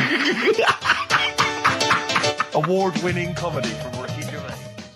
When I was in America, everyone told me that it would be really easy to get big clothes and big shoes and that because they're all huge and all freaks over there. All right, steady on. And I was wandering around New York and I was going in a few shops, kind of saying, we've got size 14, US 15 shoes, and they were going, no, is that the difference? Yeah. One. And they literally were laughing at me. There was a couple of shops where they literally laugh and get like someone else in and come and look at the tall, freaky Englishman. Really? And then one guy said, I remember we had someone come in here once and he said he'd been to a shop which sold kind of stuff for really tall people and he said, I think I can remember the address, and he sort of looked through the sort of telephone directory, and he made a note of it. And I went on the subway, and I went through all Lilliput. And I went, it took me ages to get there, and really hard to find it. I finally went in there. I've never seen it. It was heaving, right, with freaks. It was amazing. It was like, they were just kind of gargoyles. It was like something from Lord of the Rings. They were just kind of these tall people and kind of gnarled. Did they turn around and start bowing to you? It was incredible. Yeah. And I went in and I just said, hi, I'm looking for a kind of sort of, guy went, yeah, sure. And he sort of hobbled off into the darkness and came back with exactly the kind of pair of shoes I wanted. I couldn't believe my luck. It might be a magic shop. But it was like that shop in, Mr. Ben. It might have been a dream though, you see. Mind you, I went to Texas once, and I had some ribs, and it was like the Flintstones. It was huge. And not only did it look too much like an animal that I couldn't actually eat it, I don't know who could eat it. I mean, seriously, it was 2 foot long. Yeah. And it was like half a rib cage. And It is incredible. My friends lived in Texas for a while, and they once were in a kind of diner, and there was, those kind of benches that are attached to the table itself, like a kind of picnic bench. Yeah. And, this huge fat guy came in, he came wobbling, he ordered like this kind of everything you can eat meal, and his fat kind of sort of, His big fatty fat, and his fatted on the fat table, It wrapped itself around the table and everything. He was chowing down, and when he tried to leave, the table came up with him. Oh no. Imagine that! I mean, they are fat, aren't they? They're big people. They're huge people. But it was that thing we were talking about before, that bloke on Jerry Springer Show who was like 80 stone, right? Now, I felt quite sorry for him. He was really sad and he was crying. It is rad, but my point is this, right? When he got to say 50 stones, didn't he go, that's too much, That's not enough. For a land animal. Exactly. Do you know what I mean? Yeah. That's big, isn't it? I mean, I'm getting worried. I'm 13 stone and I'm genuinely getting worried. I'm thinking, God. When you've got that big, when you've actually got your own mare. yeah. When you have to get in helpers to look what the scale says. Yeah. Like 4 or 5 people lift up your belly and go, it's 52 stone. You go, that's too much. Exactly. I'm going to only have 9 breakfasts when you today. When you begin to appear on the Ordnance Survey map. yeah, exactly, yeah. When you've got your own symbol. It's like, we can see 2 things from space now, Fatty and Steve Merchant. We'll be landing there about. Well, no, I'm just saying at all, you're not fat, are you? You're freakish and big. Yeah, Ricky Gervais. Yeah. Okay, Steve Merchant. Great to be here. Hi. Now, you're a very tall man, if I might say. You're 6'7", aren't you? Yes. Was that a bit of a problem at school? Well, yeah, a few jokes here and there. Yeah, a bit of gentle ribbing, but nothing too problematic. What's the weather like up there? Well, exactly. Skinny, all that sort of. Oh, you're lanky. Yeah. Oh dear. And what about the glasses? Well, I wear glasses, but again, that wasn't really a problem, They didn't call you 4 eyes, really. They didn't call you 4 eyes, freaky lank thing. They didn't call you freak pot. Freaky the freakish. All right, I'm gimp, not sure I'm 4-eyed this, gimp. Rick. Stop, What? I'm not Well, sure I'm just saying, they didn't do that. That's an interview. I'm not sure that's the best approach. Okay. And then you left school. Yeah. You went to university. There, were you called freaky, freak-eyed, 4-eyed git? 4-eyed git. Are you sure? Never been called it. Were you called freaky, lanky, 4-eyed, stupid hair, boggle-eyed freak face? Fish face? Is your chat show coming back? Well, No, but Roger Daltrey might not want it getting round that he gave birth to Specky. Yeah, right, actually. I see what you mean. Specky? Spotty? Spotty, so I looked at you. Yeah. All right, calm down. Well, I do. You've got a nice clear skin. At least I didn't call you Spotty Goggle-Eyed Freak Boy. You got a nice skin, a nice complexion, smooth-faced Goggle-Eyed Freak Boy fish. Thank you. Yeah. That's be nice. Carl, what? Don't you like us arguing? Is it like Mum and Dad arguing? Do you get all... It's a bit like that. In the caravan. There was nowhere to escape to.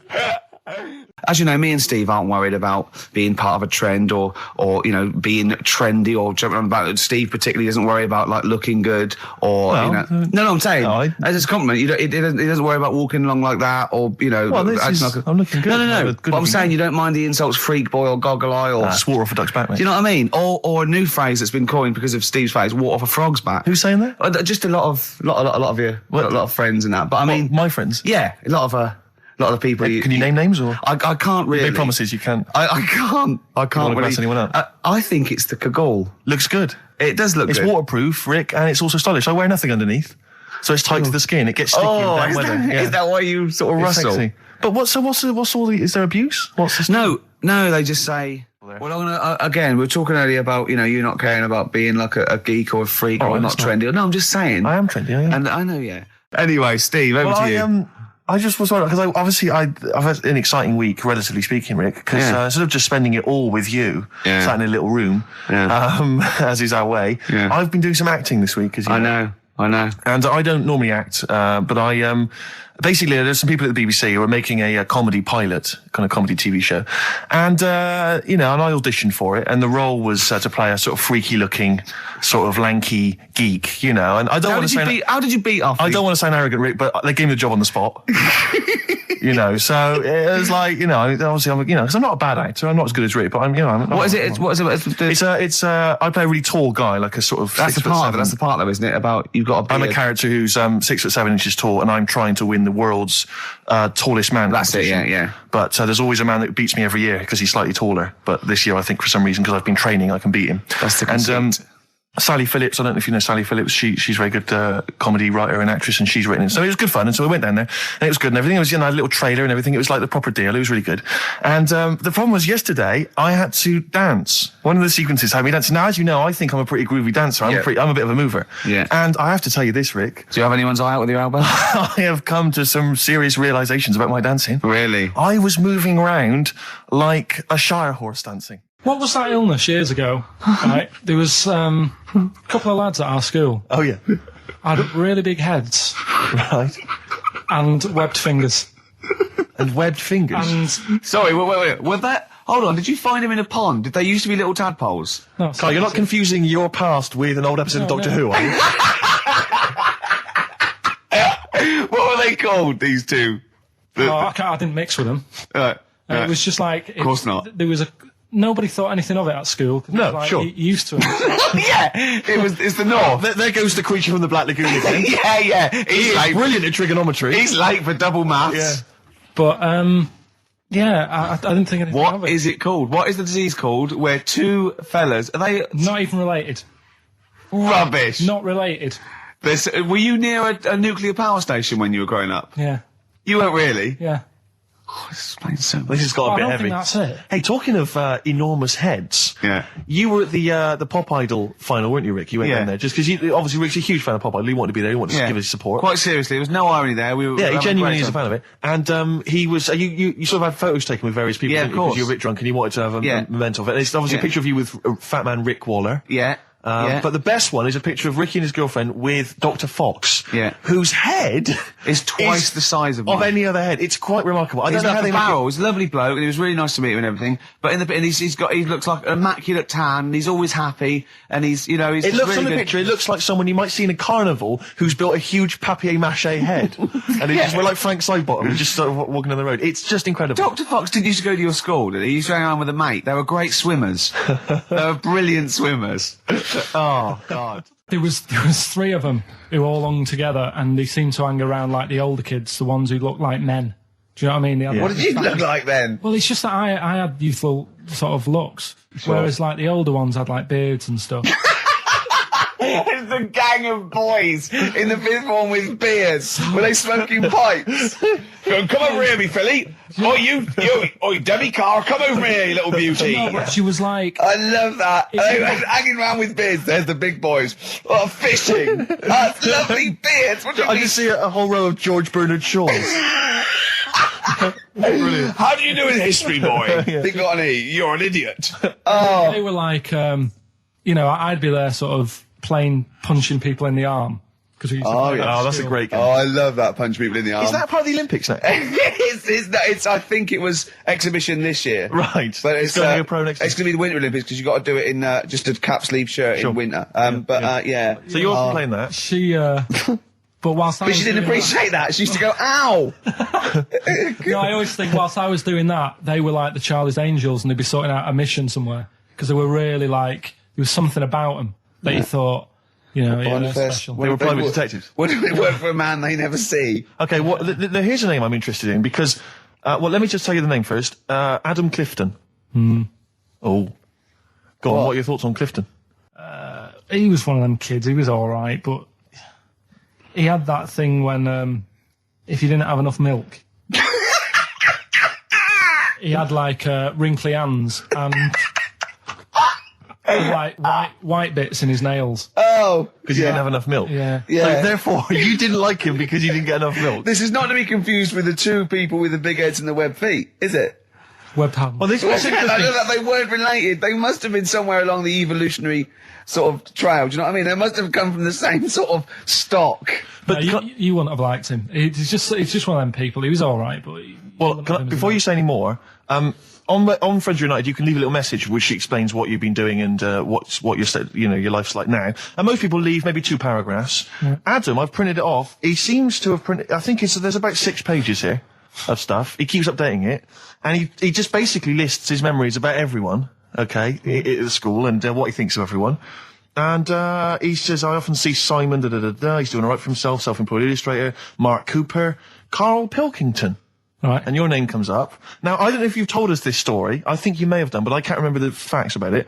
It just says, Karl Pilkington, with his pet bird. Was it a magpie? I can't remember. He brought it to school to show everyone, and it flew away. Oh, God. Oh, no, they do that, don't they? You show them what was the story there, Carl? You give them seed and they just leave. What do you mean? Well, this sounds like Kez. Well, that's it. I was a big fan of Kez. And it was the time our dog had just died. Yeah. So I didn't have any pets and the cats were always getting run over. Yeah. And so we didn't want any more pets. Yeah. But there was a magpie that used to fly about on the estate and I managed to sort of tame it. And in the end... With a chair and a whip? What do you mean you tamed it? Well, just used to sort of hang around it and talk. But how did you get hold of it? Did you catch it? Well, eventually, yeah, it used to just come to me. And the annoying thing was, it got to a point when I wish I hadn't bothered. Because it used to pop me bike tyres. It used to sit on like, if I was talking to my mates and I was on my grifter. I love the way he just throws things in. It's like an Alan Bennett play. It landed on my tyre and it used to peck at the tyre and pop it. And then it used to then never go away. So it was always like around the house and my dad said never bring it in. So he used to sit on the porch and I used to go out and it used to fly down and land on my head. Oh. And it really hurt. It used to like peck and stuff. He thought it was a tyre. So it wasn't so much tamed as a stalker. Oh, God. So you took it to school and it flew away? Yeah. So did you take it in proudly going, look at my magpie? Oh. Yeah. Oh, no. I think it got a bit confused in the area that it was in because I used to just keep it sort of around our estate, but the school was a bit of a distance away. How did you get it there? Carrying it on my finger. Did you walk? Yeah. Wow. So it was happy there, then it got... But it used to be one of those things that people would stop me in the street and sort of go, oh, what's that? And I don't suppose you called it Maggie. You didn't get Charlie's Angels to go and find out what happened to it? Investigate? Were they impressed? No, not really. No. Carl, this is quite a little insecure sort of chap. And he was just worried about that last bit. He was going, who would ever find that interesting? He was worried about people finding him boring. And Steve said, as I said, it's like an Alan Bennett thing. He went, yeah, but... no one would care about Alan Bennett if he wasn't such a hit maker. They wouldn't care what to say. And we just looked at him for a while and he went, thinking of Tony Bennett. Bless him. Listen, it's almost the end of the show, Carl. Oh, yeah. And it's really been a Carl special. This is a Carl special. Yeah. Well, next week, we'll lay off next week. We have to. We're not going to. He wants to retire a little bit. Just a few more names that you may recall from Friends Reunited. Go on. Lisa Shufflebotham. Do you remember her? Yeah, she. Was she one of Charlie's Angels? No, she wasn't that nice, but she wanted me. her and her mate Rachel. I remember. I don't know why. But it was some sort of PE lesson where it had to be a bloke and 2 girls, and they were fighting over me. Could you hear what they were saying? They were just like, I want him, and I was loving it. Stuck in the middle, and they were fighting over me. And then the next week, I thought I'll sit near them. What sort of game do they play at this school? I don't know. That's an incredible game. But I think punch me on the arm. No, punch me on the arm, Carl. They just went through it because the following week I thought, right, I'll sit near them again because I quite enjoyed the way they fighted over me. But then they picked somebody else, and I don't know who I was with that week. So you didn't get any action with Shufflebotham or a friend? No. And then as she got older, she went a bit off. She didn't look that good. She's probably nice now. It's just, I mean, I'll say about myself, when you get to sort of the end of secondary school, you do sort of go a bit odd looking. Right. Do you know what I mean? When your sort of head grows funny. I would just love to go back to his school of that era. I mean, just what happened to people, whether, you know, all people sprouting limbs. No, do you know what things. I mean? When you're like 12 and that, you quite, no, not 12. When you're 10, when you're 7 to 10, you sort of look healthy and you look at your pictures when you go, yeah, I was a good looking lad. But then when you get to late secondary school, something happens. Yeah. And you just look a bit odd. Okay, well, what about Alison Thorpe? Not sure about her. I sort of know the name, can't put a face to it. Damien Comer? Again, know the name. Yeah. Can't remember anything. No. Yeah. It's a shame. Well, these are pretty much all the names I could find. We've had some interesting thoughts, though, and interesting anecdotes. Yeah. Anyone in particular that you'd like to say hello to that maybe listening now? I think I would have mentioned Darren Buckley if you hadn't brought him up. Oh, right. He was like my buddy. Yeah. Did you ever see the Magpie game when you took it to the school and confused it? No. You're joking. That was the end of it, was it? Yeah. So where did it go?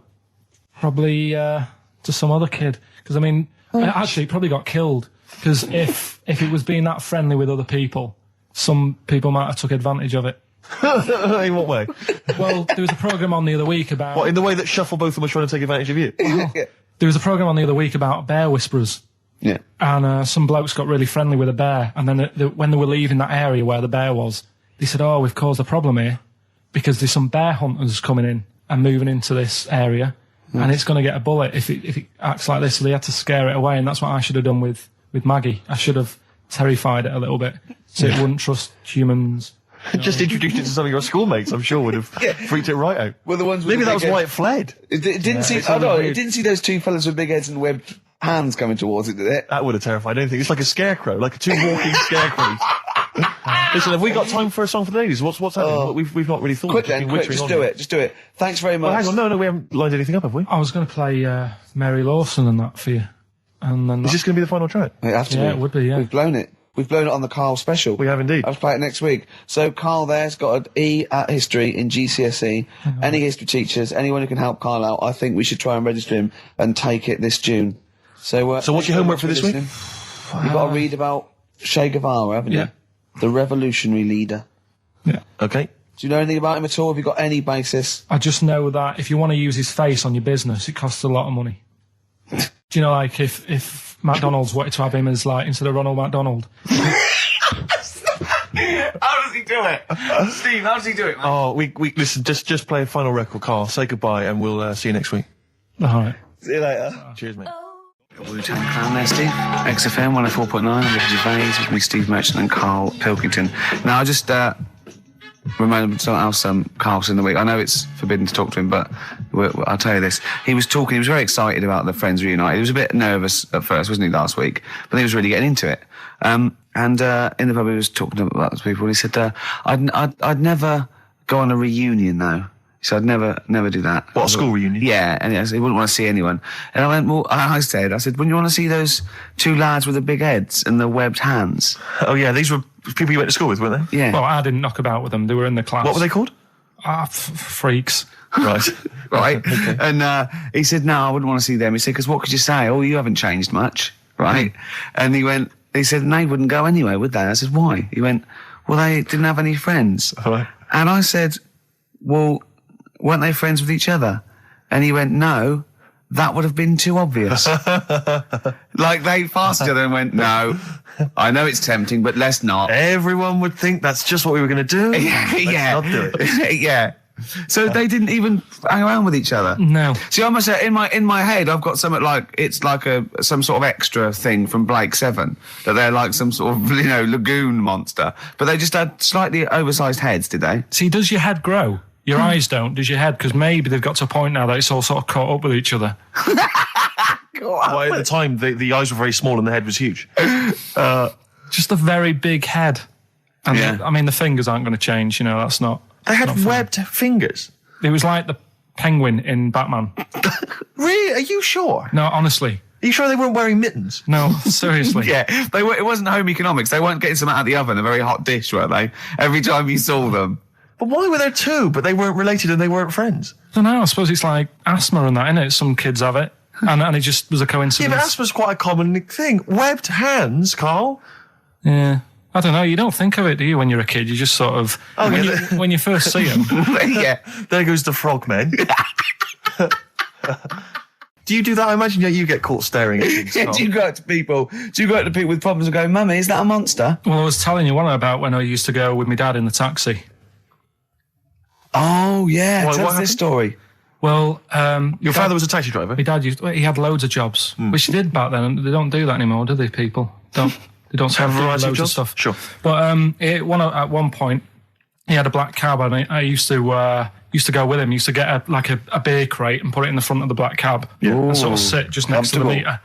And anyway, we got this call, and the guy on the end of the radio said, "Oh, you've got your son with you, haven't you?" So he said, "Yeah." So it's just like, we've got to pick up at number 11 Village Lane or whatever. And I said, all right. And it was this woman. It was like a woman version of the Elephant Man. Wow, the Elephant Woman. Yeah, it looked like... it was really strange because I was in the front of the cab, and when you're a kid, if something looks odd, you're a bit scared of it, aren't you? Yeah. And my dad was like, look, be all right. And we're driving towards her. Look, don't worry, son, I've got loads of buns. And just to I'll just throw one down the street if it lets you run after it. You're being mean, right? How old were you, 18? No, I was about 12 or something like that. 11, 12. And as we got closer to her, it looked like she was holding like a bag of spuds on her shoulder. For a snack. Right. And her head was all a bit mangled and messy and that. And my dad said, whatever you do, don't stare at her face. Yeah. And she got in the back. Because you turned into stone. Well, she got in the back, and I had like the mirror, the driver's mirror thing, and sort of having a look, trying to work out. And he said, don't stare at her face. I couldn't work out where her face was. It was that weird. Oh, God. So I'm not sure you're from Manchester. I think you're from like Narnia or something. Yeah, you got frog boys walking around. The Lord of the Rings. That got like the claws of a lobster and the head of a toad. Yeah. And you got women getting in with spuds for heads. I mean, what is this? This is not the place you grew up. This is madness. Oh, you can't believe it in London, can you? You come down and go, look, symmetry. It must be amazing. It must be a thing to do with upbringing now, mustn't it? And because, again, do you know, I've said to you before, years ago, when I was a kid and didn't have any worries, good-looking lad, you go through it a bit, have a few more worries, and you look knackered. Now, back there's a lot more worries and stuff, so you get a lot more freaks. Whereas in London, everyone's like happy, aren't they? I love the fact that stress can cause your fingers to fuse and your heads to grow. No, but if she must have been really stressed to have a head. Yeah. Was she an accountant or something? You know what I mean? But what did she do? What did she say? Where was she going, by the way? She couldn't speak. London Zoo, please. I think she was going to like to the fair. Shop. Seriously, honest to God. On my mum's life, she was. Because at the end of the day, that's a good thing with animals. They don't judge you, do they? She's not an animal. She's a human being. She's not actually an elephant. No, but you know the elephant man was not actually an elephant. You understand that? He's got no elephant genes in him at all. No. That was just a cool name people gave him. Yeah. No, it's the name of the disease, isn't it? Elephantitis. Look, so listen. So this woman, why was she going to a pet shop? She was going to a pet shop. Want to find a husband? Is this true? No, it is true, yeah. Oh, God. I'm not taking the mickey because it must be really bad for you. Of course it is. Carl, I'm going on to you today about cutting myself shaving. Yeah. I was going on about that. To think that she's probably not alive now, but to think... But you're saying that you're going to say this is a worse problem than a little cut shaving, aren't you? Yeah. Yeah. Do you know what I mean? I think you're right. Carl, there's a couple of key questions I need to ask. One, if she couldn't talk, how did she tell your father where to drive it? Did she have it written on a note? Did she point with her nose? Yeah. Right, this has got silly. Pick your song. But also, finally, where did you say she lived again? It was like in a village, a little small village. Right. Just hidden out of the way. All I'm saying is we could maybe get like some sort of coach, book some coaches, get a coach party up there to have a look at her. Take some photos. And now you can make some lemonade. The offspring of a woman and some spuds. Yeah. Please enter at your peril. Should it give me a shiny shilling? Carl, any more? I'll tell that story that you were telling me about your dad when he was driving. Well, it's just that you were talking about. Well, I mentioned Forrest Gump. Yeah. And the Forrest Gump types. When my dad was when he was a taxi driver. Yeah. You used to have to. Sort of do your bit for the local area. Oh God! By taking the Forrest Gump people to Blackpool. Yeah, is that what they're called now? The Forrest Gump people? Is that what the organisations that support them asked for them to be referred to? A minibus with life is a box of chocolates.com. Well, Forrest Gump types. It must be. So you work with these people. The people with learning difficulties. And they used to get 5. Coming home must have been a busman's holiday. So he got 5 of them in the cab. Yeah. And he had to go to Blackpool, and 4 of them were really good, behaving themselves, didn't mess about, weren't fighting and stuff, but there was one who was just causing loads of trouble and he couldn't control him. Oh, and what you've got to be able to do with people like that, you don't want them to get stressed out because it's not good for them. It stresses them out, and you could end up with a bit... Thanks, Dr. Carl. You could end up with a bit of a riot on your hands. So he thought, I'll nip this one in the bud right now. And he pulled up just on the outskirts of Blackpool, and he took the one out that was causing problems and put it in a wheelie bin. Oh, no. Oh, I'm sorry. I apologise. He did what? Oh, he did it for the good of the others. He put it in a wheelie bin. He was having a good time. He thought it was one of the rides. Can you stop saying it? Him. Yeah. He was having a good time, and once he calmed down, my dad went back and picked him up, and he was fine. He had a good time. He left him in there the whole time the others were in Blackpool? No, he left him there, not the whole day, probably about an hour and a half. In a wheelie bin? In a wheelie bin. Why couldn't he get out? Because, his arms were trapped on the thing. One of those... he tied him up? No, do you know, because he was a big fella, and he managed to get him in so his arms were down the side like that, so he was a bit trapped. Wasn't he screaming and crying and stuff? He was making a bit of noise, but do you know what I mean? What you feel served him right? Well, but anyway, I didn't really want to talk about it. You just bbrought it up because of Forrest Gump. Did his family know about this? Is this the first time they'd have heard about this? He didn't get asked to do it again. Sure. Now, you went to school with a number of different interesting people, some of whom were freaks. I understand had big heads and webbed toes. Is that right? Yet they were not related to each other, and they weren't friends with each other. Why weren't they friends with each other? Because that'd be obvious. Did they wear shoes, or did they walk around in their webbed? Were they good at swimming? I don't know. I don't think they ever went swimming. Did they ever talk? Did they ever look over at each other and think, "Yeah, we should hang out more"? I told you something in the week as well. There was another lad at school had a pigeon chest. He had a what? Can we come back to this? He had a pigeon chest. I think we should play a record, Carl, because I think we've hooked them now. Yeah. I think there's no one switching off now, Rick. No, play a record. We were talking about something before. Yeah, the freaks used to go. You had people with big heads, 2 web feet, didn't hang around each other. That would be too obvious. You had a fella with a pigeon chest. Yeah, what's the story with the pigeon chest? Don't know how it happened. It was like it looked like somebody sort of hit him on the back with a big hammer, and it had come out at the front. Yeah, and I've never seen it since. Could that have been the answer? What? Why he had it? Why had it? Possibly, I suppose, in your neck of the woods. Yeah, don't know. Never asked him. It's just come back to haunt you, has it? The pigeon chest? No, it's just that when you mentioned about kids at school, I forgot all about him. He's talking about the kids with the web feet and the big heads. Yeah, and I forgot about the little old the pigeon boy. Yeah, pigeon. Yeah. I've had an email from Andrew Forrest, who has just simply entitled it Karl Pilkington. Oh, Karl Pilkington. What do you think of that? That's got to be your new name from now on. Oh. I had a mate who used to use it. What, he used to call you that? Yeah. Was that your nickname at school, Pilkington? No, it's not my nickname. It is now. No, it's not. It is now. Pilkington. Pilkington. Oi, Pilkington. Oi, Pilkington. Pilkington, do my homework. Where do you live? Where do you come from? Pilkington? No, there's this lad who called Mark, right, who used to go to school with, who used to call me that. And his mum, right, was like obsessed with cleaning. And I was never allowed in their flat. He makes the place look untidy. So she used to, I don't know if it was just me or all his mates, but I used to turn up and she goes, yeah, he is in, but you know what you've got to do? And I used to have to go round the side of his flat, and he had a computer, right, which he used to play. I didn't have one at that point, but he had one. And I used to have to go round the side of the flat and stand at his bedroom window with his window open, and I'd be sort of leaning in playing the game. You are joking. I'm not, his mum. You had the weirdest upbringing I've ever heard. The things you were willing to do. It's the strangest. What is this town like? No, I stopped going once. Was there always music? Right? There's the horse in the house there. Oh, look at these two kids with big heads and webbed feet. All right, Ronnie. All right, Reggie.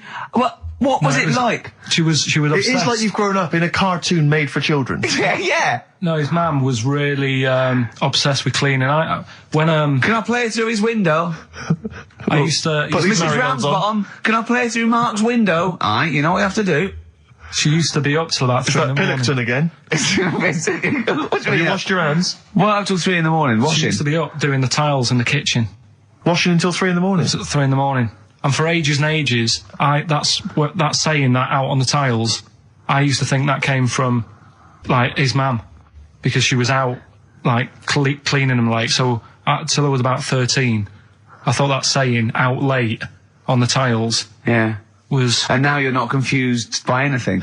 Well... There's no misunderstandings in your life now, is there? So was he allowed to walk in and out of the house, was he? No, he was alright, and he used to come round to ours a lot, and my mum used to get these pies from Hagenbach's, right?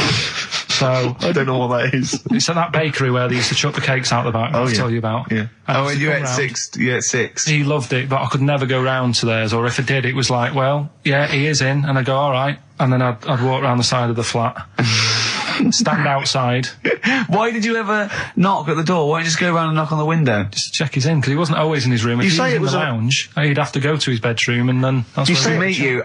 This is the strangest. And you'd play a computer game through the window. You say it was a flat. It wasn't like a 5th story one, and you had to get in one of those kind of cleaning contraptions and, like, winch your way up. I love the idea of that. So, oh, Pilkington. Go on. Women wearing trousers and that, right? On the estate that I grew up in, right? There was a woman about 4 houses down, right? Rough. She's the one who... She was, or the estate? She was, right? Yeah. She's the one whose kid took a horse into her house. Yes. Right. Now, we won't go over that again. No. If you're a new listener, I think we covered. I think they get That's the all idea, you need to know. Right? Yeah. Now, she used to wear leggings. Yeah. No, they're a bad idea. They are a terrible idea. I agree with you there, Carl. If you're a lady of what the colour? normo persuasion... Were they pink? No, they were sort of black, but with all bits on them. Oh, right. You know what I mean? What, toast and just horse droppings? Yeah, go on, yeah. And she used to, she's quite a big woman. Sure. Pauline Quirk, I think you described her as. Looked like a light bulb. It is those kind of women that are attracted to leggings. Yeah, I know, yeah. They are drawn to them like a moth. Yeah. She used to wear them, and that's what I remember when I read this piece. She used to work on one of those sex line things. Right. She used to do that. But... What, was she, an engineer? The weird thing with her was, she had big eyelids. Right. Go on. That were too big, and this is what I was thinking. What do you mean she had big eyelids? How big do eyelids have to be for you to go, they're big eyelids? What was she shoplifting with them? Would she come out of Dixon's with, like, radio stored in them? What do you mean she had big eyelids? It was another one of them popular things around our way. Do you know, like... What do you mean popular things? They go, oh, I'll tell you what, they're all the rage. Can I get some big eyelids, please?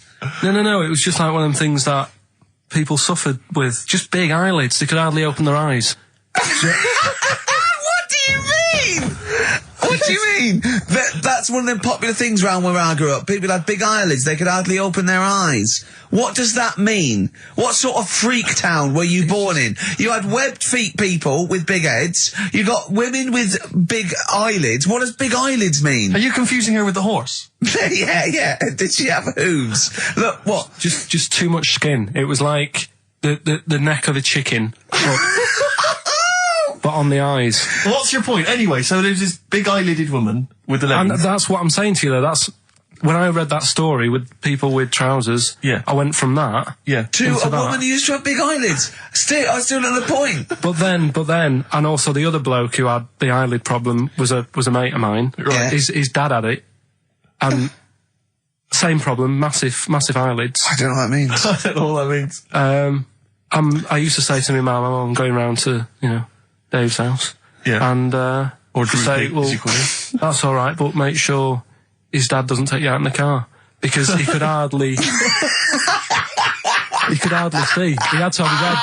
He gets to tilt his head back to keep his eyes open. Make sure! Did he have a couple of matches with him at all times? Oh. What a load of gobbledygook. This began as educating Ricky. I know, So it's what, like he was people thinking, with eyelids. But it's like you're supposed to make that leap as well. Yeah. If I mentioned the trousers, Ricky will probably be thinking about people with big eyelids and women wearing leggings. Play a record, Carl. Got nonsense. Adverse.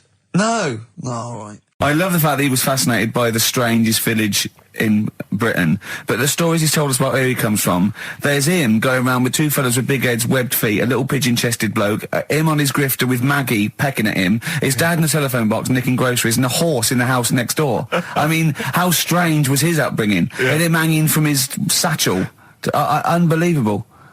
There's another woman who I remembered. Actually, I'll tell you later. Go on, what? No, I'll tell you later about another woman who I remembered. Give us a teaser. It's just a woman who rode around on a three-wheeled bike with her husband in a basket. Right, I'll tell you that. Right, and the final You don't get clue. teasers like that on any other radio That's a hell of a funeral service. Right, listen. Right, tell us about this woman. Well, it was just because you were saying about the, our living. We are broadcasting now, aren't we? This is actually going out. This is live. This isn't us sort of like... Yeah, but you were just talking about how I lived in an odd village. Yeah. With kids with big heads and all that, right? And what I wanted to do... What is that again? There's two kids with big heads. Yeah, they just had sort of big heads and webbed hands and that. They went to my school. And when I spoke to my dad the other day, because I'm going out to see my mum and dad tomorrow. Oh, yeah. So I said, have we got any school photographs with the big-headed kids in? And he said, no, nobody bought those sort of school photos because they were in it, so it was always a bit ruined. So I said, well... No, he said sales would, because he obviously talked to other dads and stuff like that, and he just said, no one bought them. But anyway, so... I would love them. Yeah. That's why I'd buy them. Yeah, but I wouldn't stand out, would I? If it's on the mantelpiece. Yeah, well... But anyway, so I was talking about, When you say they had big heads, what do you mean? Do they look like someone from Doctor Who? They were just quite big.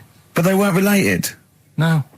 So why did two blokes with big heads and webbed feet? I lived in a weird area. There was a chemical plant close by. I can't believe you've never told us that before. That explains a lot. Not just the freaks in your neighbourhood, but... No, there was loads of weird stuff going on. There was this, like I said, there was this woman who used to live in one of the council flats, right? And she had a three-wheeled sort of big, what do you call it? Son, three-wheeled son. He was the weirdest bloke we ever knew. What do you call it? Like a big tricycle, but for an adult rather than one for a kid. It was a big one. It wasn't a motorbike though. It was a no. It was a push bike thing. Right. Yeah. And she used to sort of ride down the road with a fella sat in the basket on the back with his legs dangling over.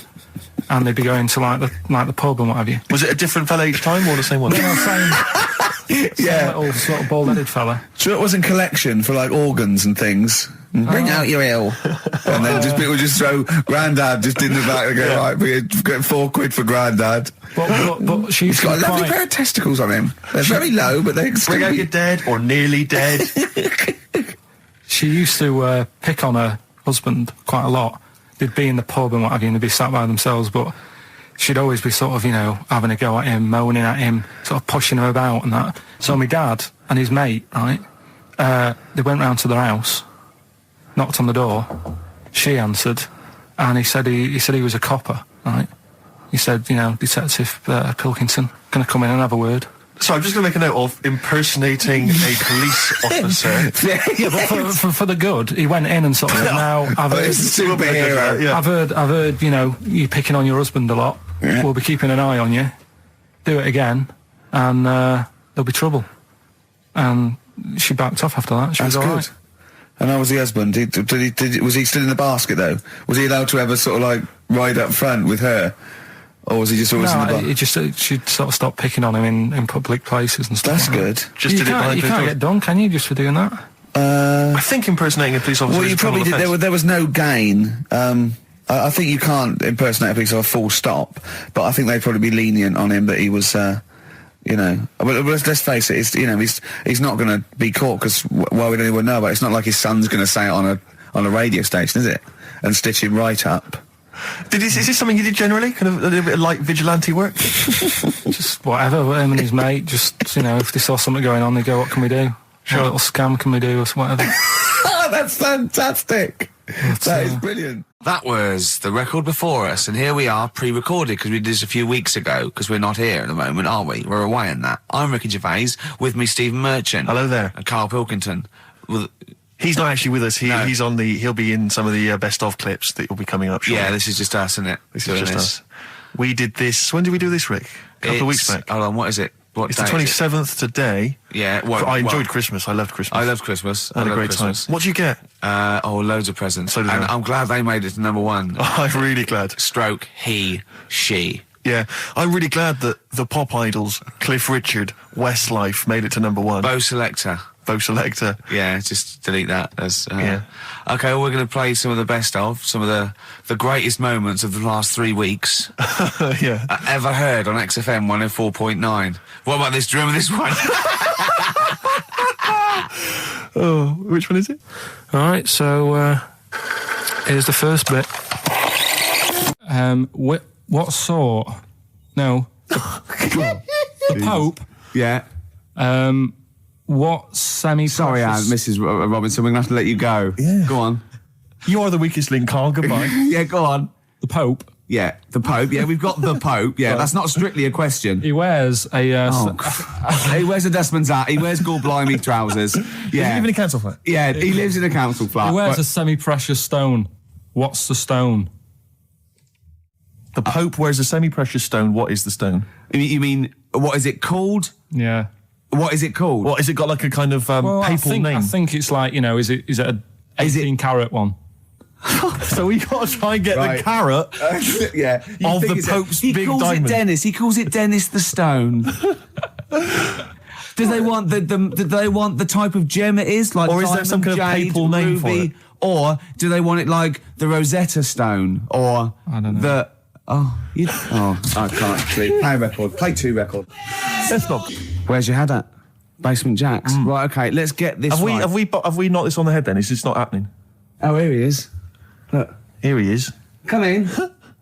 How have you... Oh, God. I don't believe that. Oh, that's pathetic. I do not believe that. That's absolutely pathetic. Now, they won't believe this, will they? No. Right, if I say that Jonathan Ross just got his massive member out, and he is a big lad...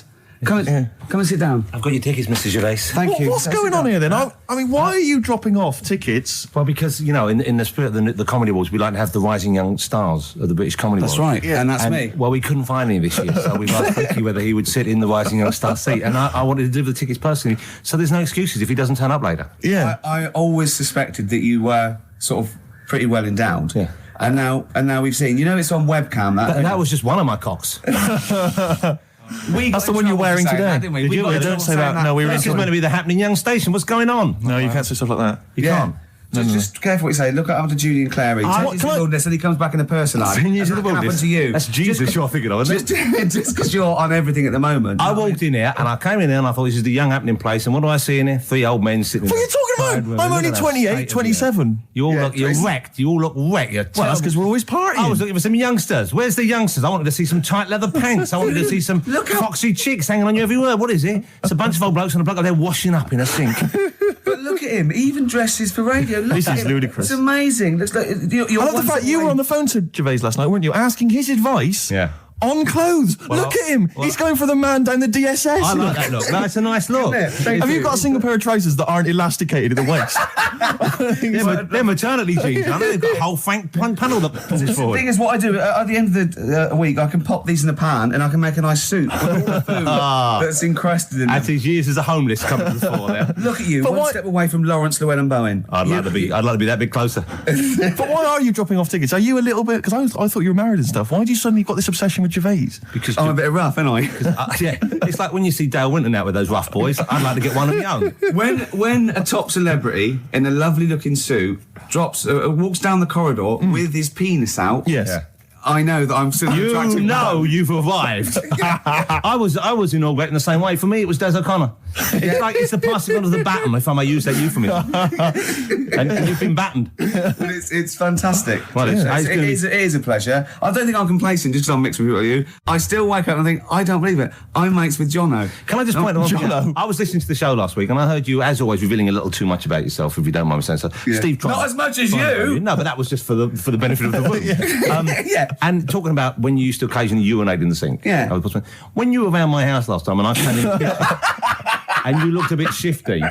No, please reassure me. It was more ownership. Yeah. I was like, I went to my territory, and then other people that come in that go, has Gervais been round here? It's like just marking my territory. Because my coffee the next morning had a hazelnut tang to it that I don't remember putting in. Can I just say something? Because I mean, I used to, mention to you, Gervais, when we first started getting involved in the business. Yeah. I used to say, if there was one celebrity I'd like to be friends with, it's Jonathan Ross. Yeah. Lo and behold, Ricky's befriended Jonathan Ross. I'm nowhere to be seen. But Not Ricky invited round. Ricky told me that I could be his friend, providing I never extended the arm of friendship. Right. Yeah, if you ever... I thought as much. He tries to keep everyone else down he works with, from the office, all the other shows. He tries to keep them down. He said, I didn't even want you to number come in. one. I wanted Yeah. to meet you on the steps. Yeah. I didn't even want to tell him you were around. But you called. He went, who's that? And he saw your name come up and he went, well, can I meet him? Well, you're coming tonight, aren't you? This isn't Radio 2, by the way. These links are way too long. This is snappy radio. We have to play out... Yeah. You might The be kids have lost interest. But the kids want to hear Coldplay, Catatonia, You know what I like? Faithless. How about some more of that instantly forgettable hip-hop you play each week? One of those obscure Gary. hip-hop hooray. That's the worst feature on British radio. You should be ashamed of yourself. Wait a minute, I've heard your As I was quiz on saying to Radio Bruce 2. Forsyth You're the having a other day, I laugh. said the hip-hop's had its day. You told me that one. Put it away. Put it away. I'm Carl. Carl, how you doing? I'm all right. Got a question for you. Right, man. Got a question. Yeah. The Pope. Yeah.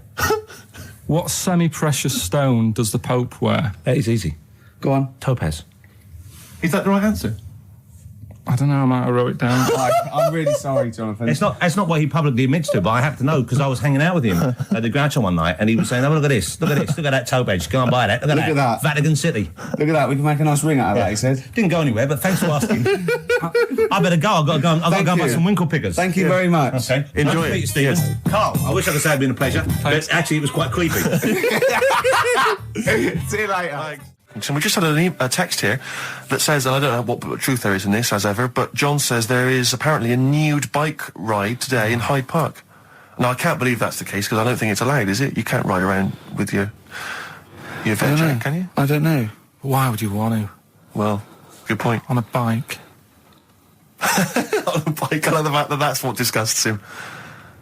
I want. Do you know what? If we did appeal for a nudist to call in, I'd want a very specific sort. I want a German nudist, a middle-aged man called Helmut. Okay. If there is any, or the closest one to it. So I want a middle-aged man from Germany. If your name is Helmut, you're in. But I'll accept Hans. Carl would be good, wouldn't it? All right. Yeah. I think I'm wondering if the age might. Maybe we could broaden that Okay, a just little bit? a German nudist bloke. Right. Can he at least be fat? Can I find a fat German fella? If your name's Helmut, we're going to give you a big prize. Yeah. But, any fat German fella who likes to get his sausage out. Sure. Okay? It's sauerkraut. Yeah. What's the phone number? 0871 222 1049. It'd be good just to get an email or a text over the contact, wouldn't it? And then I can just call them up in the week. Sure. And 83936 is the text number. I don't know what our audience demographic pans out like, Rick, but I'm suspecting that's probably a fairly small fraction of our listenership. I know, but there must be someone out there. If you know a fat German who likes to get his tackle out, phones are going. Straight away. Just answer it, Carl. Just answer it. Just pop that. It could be anything. Well, just see what it is. To be fair, it could be a nutter. But just say hello. Just tell your turn. It's not straight away. He'll stay there, won't he? He'll stay there. Well, answer it.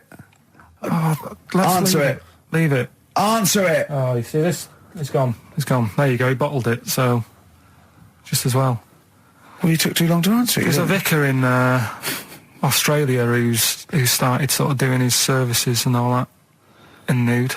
Hot, isn't it, out there? Yeah, where'd you get the churches aren't? Churches are pretty cold. It was on some website. Of course it was. Yep. Just saying about a vicar and that who's there's a lot of nudists and that who want to get married. Do it, you know. Don't mess about with the wedding dress and that. Just snip up. Cheaper, isn't it? Well, I suppose it's so. I suppose if you believe in God, you believe that that's the way to be, innit? Because Adam and Eve and that. Yeah, but then in Adam and Eve, the shame made us dress up, didn't it? Yeah. Eating the apple and things. Yeah, but God didn't want that, did he? No, he wanted to see it all. He was loving it. He was having a whale of time getting a life full of all of that, and then the snake said, cover yourself up. Stitched him right up. The brilliant Blur, Out of Time on XFM 104.9. One of my favourite singles of the year, and that's another thing. We'll be playing our favourite singles of the year, as well as our favourite clips of our own show. Rick, I imagine if people have got a bit of Christmas money, they're wondering what they can spend it on. Office DVD? Well, other than that, these guys have got some ideas. What, adverts?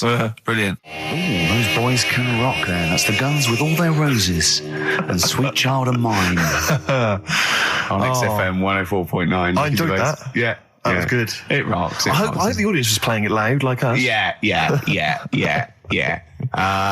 Ricky Gervais, Steve Merchant, Karl Pilkington. Well, look at him yawning. How rude is that? Carl, what's wrong with you, man? Have you been up late? A little bit.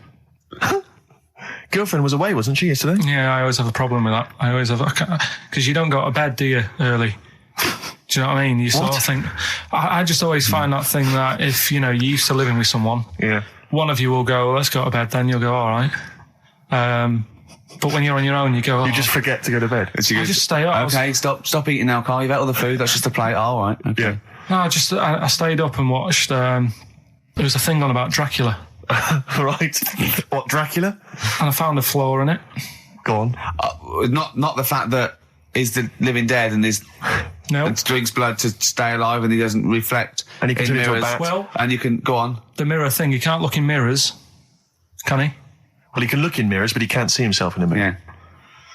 Yeah. That still doesn't work. Go on. It doesn't work at all, Carl. It doesn't work at all. Go on. Well, centre parting's always really neat. His centre parting's always really how does he do it if he can't look in the mirror? Blood on the floor or something it was called. Rubbish. I love the flaw in the Dracula film is that his centre parting's too neat. How did he do it without a mirror? Oh. Was it a documentary about Dracula? No, there was the real Dracula. The real Dracula. Yeah, the real Dracula. It's just a film. It had blood on the floor or something. It was called. It's rubbish. We had a little lunch yesterday, didn't we? We did indeed. That was a nightmare. Yeah. I hate going out with you two. I was explaining to Carl, right? I like to excite Carl's imagination, right? And if it involves chimps or monkeys, all the better. Brains he likes, parts of the body, deformity. I know where to, what buttons to push. And I told him about this thing. I don't know if any of you out there know about this, but there's an experiment they did in the 50s, a clinical psychology experiment where there's your two hemispheres of the brain, okay? They're joined by a thing called the corpus callosum, right? Which is just a little flap of skin, like a little scarlet lead that joins your two hemispheres. And what they did, they cut that in half, and they thought it was a cure for schizophrenia, but what it turned out to be, or epilepsy, I think, I can't remember, was that your two sides of your brains didn't function together. You couldn't get information. I was telling Carl all this thing, and one of the things I told him was that they did it on a monkey, and it fought itself over a nut. Like its right arm was connected, by its left lobe of the brain, and it was fighting over itself. And Karl went, instead of like thinking this is amazing experiment, he went, would it have been happy if you'd given it 2 nuts? Yeah, I know. Well, you started off by explaining it. I remember you mentioned, because I was watching the two of you as you were describing it to me. You said, of course, one side of the brain deals with symbolism. And as you said the word symbolism, I noticed Karl drift away from looking at you, pick up his mobile phone and start pressing buttons randomly.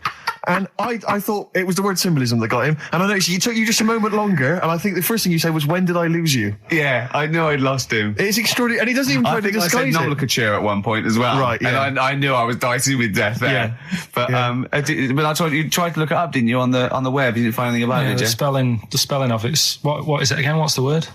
Corpus callosum. Yeah, so I couldn't do it. No, don't bother. Give up. Don't bother. So if anyone knows any interesting facts about that, but yours hasn't been cut in half, has it, Karl? That would, again, might explain something. I'll tell you what we will be talking about later. I don't know if you're sort of aware of them, Steve. Go on. Bonobos. Oh, I don't know much about bonobos. I told him about he was looking for stuff. I said, put in bonobo. He was having no luck with chimp.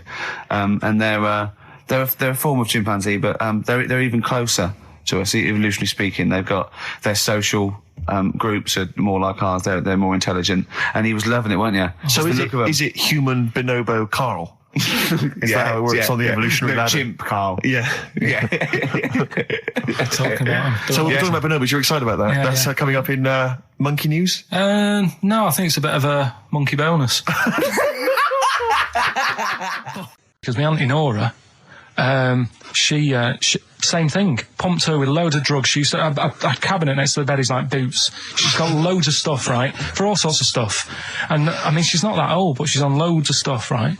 She's a bit coked up, is she? She called up my mum once. And, yeah, you told us this. Go on, tell it again. And she said, "Oh, how are you doing?" And that. She's all right. Bit worried though. My mum said, "Why? What's up?" She said, "I've been breaking wind." So she goes, "Well, you know." She says, "No, but this one is going on and on and on." And she was like, she was like, what do you say? What's like passing wind, farting for 5 minutes.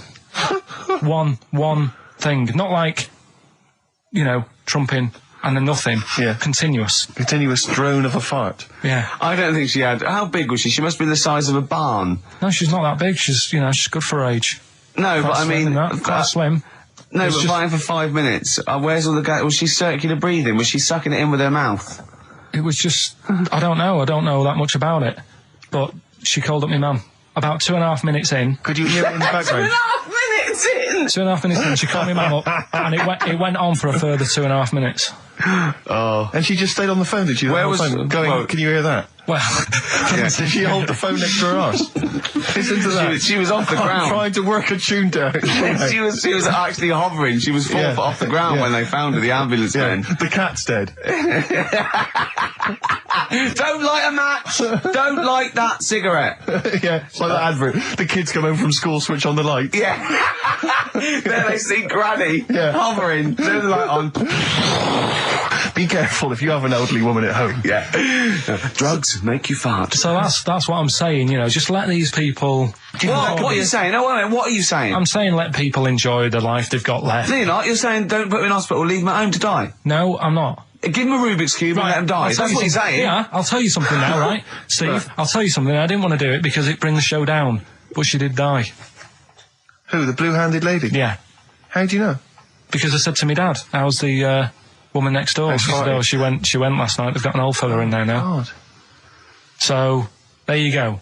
So, wouldn't it have been better to leave her at home where her friends and family can call and speak to her, even nip-dap round if they want, you know, with a cat, I imagine. No, it's definitely a cat now. What was that cat's called that you imagine? Probably, I'm seeing like a big ginger one, so I don't know, something like, I don't know, maybe ginger or whatever. Maybe I had a budgie. But that's what I'm saying, just let them enjoy this life, because dying in hospital, I wouldn't like to do it. If I went to the doctors and they said, you haven't got long life left, I'd say, well, I'll stay at home. Yeah. And that's the point I'm getting at. Yeah. Right? If you can't do anything for them, let them enjoy their life. Yeah, a Rubik's Cube. Right. Well, I remember, I think all kids go through a phase of shoplifting. Well. And when I was going through it, I used to just little things, just like magic markers and magazines, Mars bars, that sort of thing. Yeah. And one day, right, that my mate Anthony, his mum called up my mum and said, I've got to meet up with you. I've got to have a word with you. And she said, what about? She said, I don't want to talk about it over the phone. So she goes, oh, right. Well, yeah, come round tonight then. So anyway, my mum sees me. She don't want to be in an awkward position and, like, be a bit embarrassed and what have you. So she sees me and she goes, right, Anthony's mum's coming round. What have you been doing? Yeah. So I go, oh, God. I said, I've been nicking stuff. So she goes, like, what? So, not big stuff. I've had a few calculators and Mars bars and stuff. How many? I'll just work it out. Hold on. Works out at 7.2 per day. So, how many calculators do you need? So, anyway, so it was when that phase. You failed maths, didn't you? Everyone wanted a calculator. It was like a trendy thing, wasn't it? Right. Oh, yeah. In Manchester a couple of years ago, yeah. So anyway, so I told her all this and I confessed to, like... Computers will make it there one day. I confessed to... There's magic in the back of battery. Go on. Confessed to nicking all this stuff. She comes round. She only wanted to borrow some money. Brilliant. She said, oh, I don't like asking. I was a bit embarrassed to ask you over the phone, but can I borrow 20 quid? Oh, that's fantastic. And there's me. That's great. And it's similar sort of thing to yours. And did you... And he went, hold on, I'm going to work out the interest on that. I bank at 10%. She'll owe you £4.40. Yeah. Oh, so your mum was a loan shark. yeah. And did she mention? She went, I just stuff with that other. Because what I'm saying is, presumably you got your mate in trouble. No. Right, you didn't. That's great. Anyway, should we have some more music? Because we've been waiting for hours. What are you going to play, Carl? We've got the Cooper Temple Clause lined up. Brilliant. Probably you're thinking, Rick, isn't it time that we do our usual roundup of what's been happening in the news? Yeah. Which we always do every week. Yeah. We always do something, which is, I mean, basically, if you're listening and you're a new listener, say you work at a newspaper, we always try to be informative, just try and put stuff out there that just educates people, informs What are you people. thinking? Well, I said Monkey News is coming up, but what have you got? No, I was just looking on the net there and just found a couple of quite important news stories, probably worth mentioning. Policeman caught photographing... I don't know why it makes me laugh. It's just the phrasing, I suppose. It's the headline. Policeman caught photographing up woman's skirt. No, he wasn't up there taking a picture of Big Ben. He wasn't going, can I just sit up here? I'm just going to take a picture of that seagull over there. No. He was facing the camera up a woman's skirt. He was indeed. Right. A policeman in Japan is facing disciplinary measures after he was caught photographing up a woman's skirt with a hidden camera while on duty. The 42-year-old sergeant, who's not been named, used a digital camera to secretly snap the shots when the woman was reporting a stolen bicycle. So he was actually doing his proper job. He'd obviously thought to himself, I'll bring him a digital camera today. On the off chance a beautiful woman comes in to report a crime or robbery, I'll have it ready, I'll have it positioned, in such a way. But this is interesting. This is how he got caught. Okay? The woman became suspicious after she saw a flash go off. brilliant. I mean, this not a secret at all. Sorry, did I just see your shoe? Your shoe just seemed to just spring into life there. It was light. There was light. Yeah, I think I've had someone set fire to some magnesium that was on the end of it. It won't happen again. But it's only you and I in here, and your shoe was just suddenly lit. Why are you standing like that? Why is your shoe just sort of like between my feet? There's no reason. This is how I always stand. What did the bike look like? Flash? So, are you taking pictures of my family? No. And no, I'm not. And you should be wearing knickers anyway. Well, how do you know that? What? How did you know I'm not? How did I know what? I'm not wearing any... I didn't know you. I don't know what you've got up there. Well, I don't know what it looks like, and there's no way I could. Of course, it would be roughly that conversation in Japanese. I know, yeah. This is the Best Of Show on XFM 104.9. I'm Ricky Gervais, with me Stephen Merchant. Yes. I hope you're enjoying the Best Of. I'm amazed that these are the highlights and that we've strung it out this long, Rick. But the good thing about this is, we're not here, we recorded this a couple of weeks ago, just the links, right? This has taken us about 10 minutes for the whole show. We get paid the same. Why don't we do this every week? That's a great idea. High five. Listen to this clip, it's brilliant. Can I just ask Karl how he got on over Christmas? Because the last time I spoke to him, you hadn't bought a present for your girlfriend. I had to say I was on tenterhooks all Christmas. Well, you changed it. After that show, I felt bad, even though I shouldn't have done, because... because you hadn't bought your girlfriend a Christmas present? Yeah, but I said to you, I booked a table at a hotel in Covent Garden, had Christmas dinner there, which was nice, right? It's good food and everything. Didn't feel like enough to me. Well, then I went out and treated some stuff, and then... No. A couple of days before Christmas, He went, I took Suzanne to that hotel we're going to go to for Christmas dinner. We had tea and cakes. And I went, oh, you treated her? He went, no, she paid for it, but I was just showing her what it was going to be like. That was her extra treat. She paid for it. I love that. Brilliant. Yeah. Well, it was like 150 quid for a meal for two, which is pretty dear. So I'm not going to buy her cakes as well. All right, love, have anything you want. You pay for your own pudding. I'm not mental. Yeah. So you treated her to some other stuff. Yeah, some bits and bobs. What, and then she chose them and you paid for them. What, the presents? Yeah. No, you chose them and she paid for them, but you know it's the thought that counts. I got them on the way home that Saturday. Well done. And what did you buy? Shopped. Well, just some bits. It might be personal, Steve. Well, I don't care. Just some bits. Yeah, but bits and pieces. leave out the personal bits. What bits? Just little things. And then yesterday, right? A monkey wrench and a new washer for the shower. Yeah. Some recordable CDs that you need for your job. Oh, dear. Now, when you gave those presents to her, did her face light up? Right. I don't want to tell you what they were, right? But she wasn't that impressed.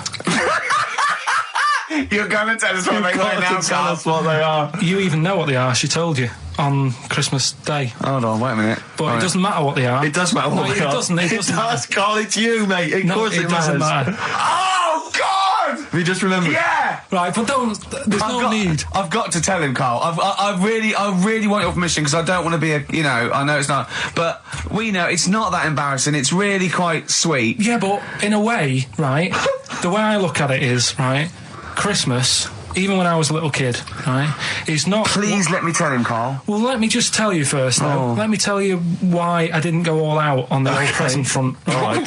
Justify yourself. Right? First of all, I've covered it up since then anyway, right, with that present, because I bought her some shoes yesterday, and she did say, I'll give you the money for them, but when I get home, I said, it's all right. I said, you can have them, right? So not only did I buy her some food on Christmas Day, I got her shoes. She's probably had a total... And they feel like a horse. Yeah. It's sort of like, yeah, there you go, there's your shoes, there's your food, right, bed down, see you later. Yeah, but what I'm saying is she's done... fed and clothed. Yeah, did you comb her hair? She's done well this year, right? So... The thing She's done well this year. It's like you're a single parent living on a council estate with a smack problem, and you still managed to buy them some Lego. When I was a kid, right, it wasn't about what you got. I remember one year when I was about 8. Right, it's going to make me cry, isn't it? This? It's not. I'm just saying the way it is. Right. I woke up at about 4 a.m. And I was like, oh, what I forgot? And I couldn't sleep. I was that on edge. It's the excitement of Christmas, isn't it? It's like, oh, what's wrapped up? I need to know. Sure. And it's the fact that people are saying, no, you won't know until tomorrow. Yes. Sure. That annoys you and winds you up. Okay. So I got up at 4 a.m, opened my presents, and then went, right, I know now, went back to bed, had a great sleep. Yes. Right? So it's nothing to do with the excitement of what you get. It's the excitement of not knowing what you've got. And then what happened when you got up to go down with the presents? What you're saying to me is that you could wrap up a brick because the thrill of Christmas is in hoping and being excited about what it is, not the actual gift itself. Yeah. Is that what you did? Did she get a brick? No, let me tell you now what he got. He got her a present, right? And she said, she came. I said, yeah, he got me. It was an industrial-sized packet of condoms. It was a joke gift. No, it wasn't a joke. It wasn't even a joke. I went home that Saturday after the year, past Boots, thought, might have something in here. They were on, like, some value. Right, you passed the Were makeup. they used? The makeup. You passed all the other... Passed the makeup, stuff. passed the lovely vanity cases. Yeah, the foot spas. Exactly. Yeah. Hold on. How much are these, love? For 100? Yeah. $4.99. Yeah. Do I get them reduced if I buy in bulk? So how many did you buy? What was it? I don't know, probably about 100. Right, okay. And is she allowed to use those with anyone? Did you wrap them? Can she just go out and have a wild time? Well, you don't need to wrap. They're already wrapped, aren't they? Oh. And then what did she say when she opened them? No, wait. Carl, what did she say? Right, play a record and we'll come back to this. Oh, you're worse than my father. That's genius. Go on. Talking about this the other day. What was it now? Listen, a fella... Play a listen. record. Do you want, All right, he's got it now. Go on. This fella goes to the doctors, right? Oh, right, okay. Right, if this isn't any way apocryphal, stupid, illogical, impossible, right, you are never, ever speaking again on radio. So make sure this is at least possible. I'll tell you what, I'll even give you improbable but possible. So if anything that breaks the laws of the universe or logic, okay, that's all you have to avoid. On you go.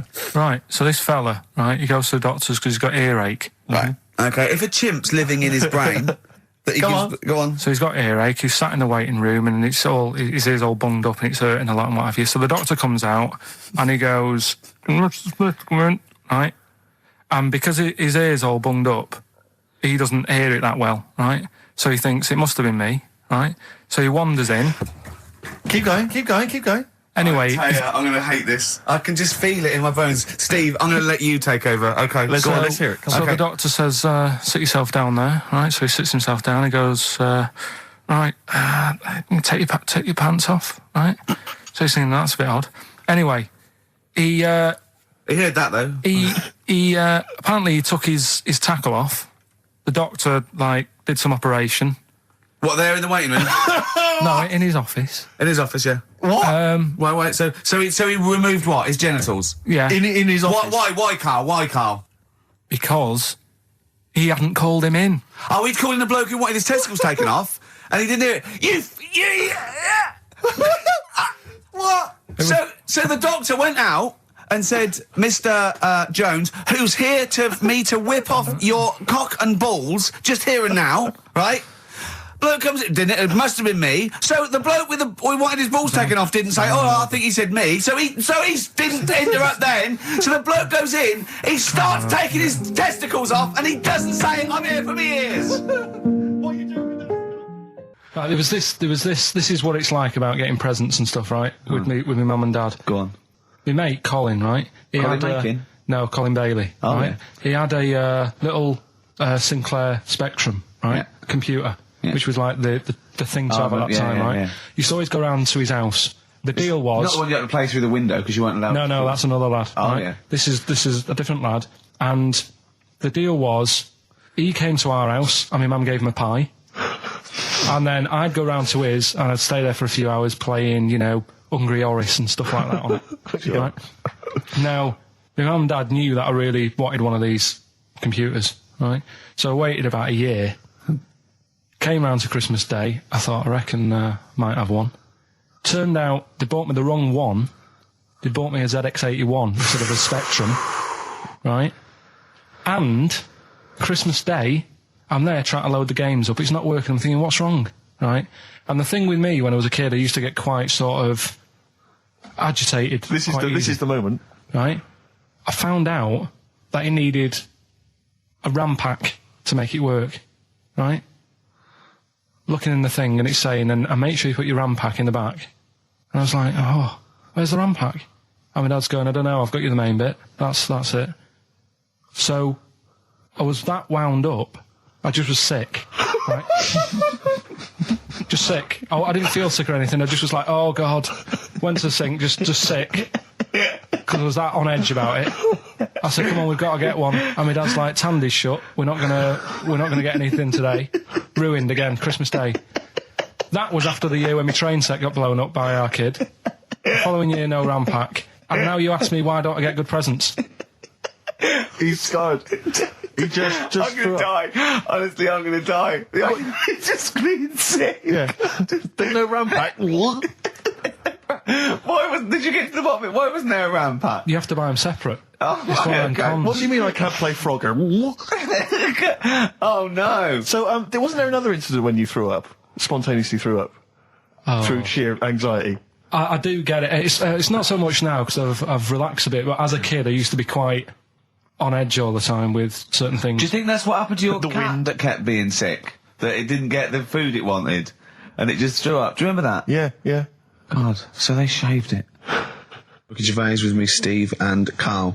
Carl, why have you got a headache? You got a headache? Just a bit stressful because the moves on this week. Are you moving house? Oh, by the way, the XFM listeners came round to my house and bought the futon and table. Did they? Were they happy with it? Quite normal. They were well happy. Yeah. Couldn't believe the luck with it. What do you mean quite normal? What do you mean quite normal? Well, it's always a bit scared, isn't it, getting getting people round. I imagine they were scared. Well, And were they excited to see you? Could they? I mean, they were, could you tell that they were pretty pleased to see you? no, I don't think so. I mean, You're Karl Pilkington. yeah, but the fellas sort of, I mean, they brought the whole family round, which was a bit odd. Well, it's not often they get the chance to visit a living creek. Anyway, no, they were nice. And you're moving now, yeah? He said he phoned me up today. It was absolutely tipping it down. Right? He had to cycle in, right? Because he said, because of the move, he doesn't want to leave his bike round there. Right? And he said, and Suzanne, I can't say this in case he's listening, can I? He won't know. He said Suzanne's hired the oldest removal man in London. You should hear him. And the thing is, right, we booked him because everyone else happened to be booked out, but this fella's free, right? So he called up this morning. I've never spoke to him, but he was on the phone. He sounded about 90. Yeah. Can't think that he's going to have to do all the work. And the thing is, right, Cheap. it seems to be All he cheap. wanted some Werther originals. Right, listen, it seemed to be cheap because it's £50 an hour. But how long is it going to take him? Yeah. Oh, that's genius. When's the move on then? When's the?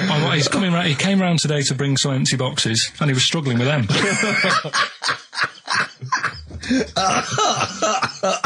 So it actually happens on Wednesday. Oh, God. Anyway, So let me say you were laughing and almost had a heart attack. Doesn't bode well for the boxing match, does it? Cough at the moment, and I've had my Lemsip. This is the Best Of Show on XFM 104.9. I'm Ricky Gervais, with me Stephen Merchant. Yes. I hope you're enjoying the Best Of. Do you know what a fable is? I've got a rough idea.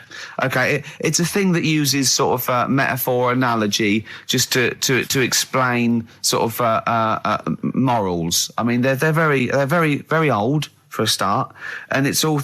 I'll give you an example of one. A quick one. Oh, the one about the dog with two bones. He goes to a dog's got a bone. He sees a reflection in the lake, and he thinks, "Oh, that dog's got a nice bone. I'll have that." And as he goes to get that one in the reflection, he drops the one he's got, and that's one about I think I was told one when I was younger. Go on. I think it was one. This young lad, he's got a dog, right, and he sort of is about 8 years old, and this dog, he's had it since he was about 4. And it's a bit tired now, and he chucks sticks for it, and it doesn't go for it.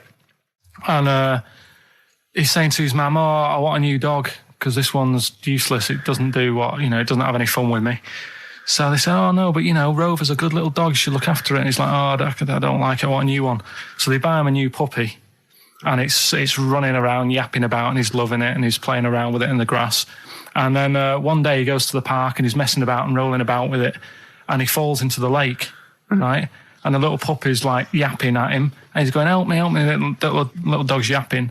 And then the old dog comes and gets his collar, and it pulls him out of the lake, and he goes, "Oh God, why did I forget about you? You're the better dog." And he loved that one again rather than the puppy. I got a feeling that was Lassie. Well, yeah, that was an episode of Lassie. What's the moral? What's the moral there, Carl? What's that telling? What's that explaining through analogy? Sort of, don't forget the old. Look after old people. I remember there was one I heard once about a young boy who got trapped in a lake inside a cage. But he loved his trainers so much he wasn't going to get them wet. But even though he had to get out there, and even though he thought that was the important thing because it's material value, he actually drowned, and the trainers were no good to him then. Got some new ideas for you. Go on. Well, they've all been blinders in the past. Go on. Did you do any competitions when I was away? Did we? I think we did, didn't we? Did we give away a DVD? Did we? Yeah, we did. Yeah, go on. Yeah, right. Go on. Anyway. Well, I thought some... This isn't like radio, is it, as we know it? This is just people talking. If the mic's on, it's luck. Yeah. If anyone's listening, I've no idea what they think of this show. It's not a show. Not in the traditional sense. No. Okay, then you're going to change with that, Carl. Because a show suggests a certain form of presentation. Yeah. A certain pride. And when we do present dare I say it, some planning. Yeah, and when we do, it's ruined by him pressing the wrong button. Yeah, but I've got some planning here. Go on then. Quizzes. What I did was, when I was on holiday, right, you said, come up with a new idea, right? So the best way of coming up with ideas is sort of Thinking. Sort of nicking a TV show name and then twisting it a bit. Yeah. So... Or just rip off Simon Mayo's idea completely. That's good advice for anyone out there. I didn't... Yeah. If you're interested in ideas. Carl is presently running a course writing for TV. Yeah. And that's the lesson one, isn't it? Just rip something else off. Just do it and change the title slightly. Yeah, well, go on. This one I haven't really got... I don't know what to do on the game, but I'm thinking... Strike It Ricky. That's all you've got? That's what you've come up with. How long did that take? Through. What is that? I just thought it sounded a bit like Lucky. Forget that one then. Yeah, forget that one. Okay, yeah, well, no, good. No, we all have hits of this. Even Spielberg's, not all his films, you know, can hit the. Go on. Right. No, okay, no, it's a good. Go on. Yeah. Remember Big Brother? Yeah. Do I remember Big Brother? No, go on. Big Mother, right? You call in. If your mum's heavy, you win a CD. What do you mean? How can you prove that? Alright, forget that. Right, ER. Here's one. Right, ER. Good one. No. Yeah, no. The Price is Right, remember that? Yeah. Right. The Price is Ricky? No. The Rice is Right. And what I do, I read from an Indian menu and a Chinese menu. You tell me whether you have pilau or egg fried. He's a genius, isn't he? He really is a modern... that one. Let's go into this one. Let's not cross this off right away. Go on then. What you read from what? Well, I get a couple of menus from like an Indian and a Chinese takeaway. Yeah. And I'll go like, chicken korma. Well, could I just suggest that as it's an Indian, it'll be pilau, and anything you read out that is... Yeah, but you don't know which one I'm reading from. What, the chicken korma's Indian, isn't it? Yeah, so you go pilau. But then well, you might as well say Indian or Chinese. No, because then the name wouldn't work. The Rice is Right. Okay, yeah, I forgot you're working for the title backwards, aren't you? Okay, yeah. Okay. I'm so confused. I don't know where I am or what day it is. A programme that they've been in on Channel 4, right? Can you cross that out? We're not doing The Rice is Right either. I don't understand The Rice is Right. No, go on. I'll tell you that later. We'll have a game in the office, right? A game that they've been in on Channel 4, but has got really big viewing figures. Well, obviously not. Right. Or they wouldn't be binning it. Go on. Do you know 15 to 1? Yeah. They're getting rid of that, right? Are they? I'm thinking 15 Taiwan. Get some items that are made in Taiwan, right? Get 15 items, and I say what they are, and then you go, oh, I bet it's the vase. Or something. That's the one that's made in Taiwan. Yeah. Just explain that again very quickly. No, don't, Carl. Cross it out. Forget that. Cross it out. 15 Taiwan. Tell you a job I don't like. What? I wouldn't want to be doing. The woman, there's a little woman who sits in the little snack stall on Finchley Road station. Yeah. And I don't know how to describe it, really. She is surrounded by snacks. She can't move for snacks. Does it look like American Beauty, but with different... Not dissimilar to that. Yeah. It's a little hut on the station. And it's like, if you go to the seaside, you can put your head through one of those cardboard cutouts and it looks like you're a big fat person or whatever, and you can have your photo taken. It's like an equivalent of that, but it's just snacks everywhere. She's got bananas up to her chin. She's got chocolate coming down to her eyes, crisps either side of her. She can't move. She can't do 360 degrees. She's like packed in there. I don't know how she gets in there. I think they put her in there first, and they pour in the bananas. Yeah. And then they go pour in the nuts. She has 2 hours of makeup before they open. Yeah. Dressing her in there. Because I'll ask for something from the fridge, and she cannot turn her head to see. She has to go by feel alone, just to feel the fridge and get stuff out and pass it. And often I'll say, that's not what I wanted, but she can't. You've got to let her off. It's extraordinary. Dear. But there's no music playing. Does she have to sell her way out of it? Exactly. If it's a slow day, she's stuck there till the next day. Yeah, it's like a world-breaking attempt. Yeah. Carl, what job wouldn't you want to do? Well, any job. You're a lazy... You're joking, aren't you? I've done loads of stuff. I'm quite happy now doing what I'm doing. Yeah? You look happy. Trying to think. You sound happy. Yeah, I mean, calm down. You on drugs? I'm all right. Are you on E? Before England have won and that. I'm happy for them. Yeah, go on, happy for them. I'm happy in that. Yeah, what do you mean happy for them? We are England. Happy for us. Yeah. I mean, we didn't play. I did very little towards it. No. It was mainly Johnny Wilkinson. Yeah, I barely contributed. Switching on the TV was about as much as I did. Exactly. And shouting, come on! Yeah. Talking about jobs and that, though, I was reading the other day about... rubbish jobs that people have had and stuff. I've got time when I'm at work, man. I just get on with it. I'm not squiddly diddly. Fingers in pies, different jobs. Go on. Do you know Ivor the Terrible? Ivan. his Russian. Yeah, that was the Welsh fella. Who was bloody awful, but not as bad as his Russian cousin, Ivan. Go on. He had a fella doing some work for him, right? This fella built his house. After it was done, right, the terrible fella was like... fella Ivan. He was going, oh, it's brilliant, you've done a good job there. Yeah. I don't want you to build another one like that. Took his eyes out. Just stopped him making an house like that. Yeah. Blimey. That's bad, isn't it? Why didn't he take away his trowel? Then he could have seen, but he couldn't have built a house without a trowel. You can't build a house without a trowel. Yeah. I suppose he probably later thought that once he'd been nicknamed Ivan the Terrible. Yeah. He thought, why? Because you gouge people's eyes out. Yeah, but I didn't want to build another house. I know, but take his trowel away. What would I have been then? Ivan the Crafty at most. Exactly. Yeah. Ivan the Jealous. Ivan the spoilt brat. But. Yeah. Gouge someone's eyes. That is bloody terrible. I'm surprised you're not called Ivan the... Do you know what I mean? You're going to get down in history like with Vlad the Impaler. Yeah. He's mainly remembered for impaling people. Yeah. He did a lot of other stuff. Did a load of great charity work he did. The impaling is the thing that's really gone down in history.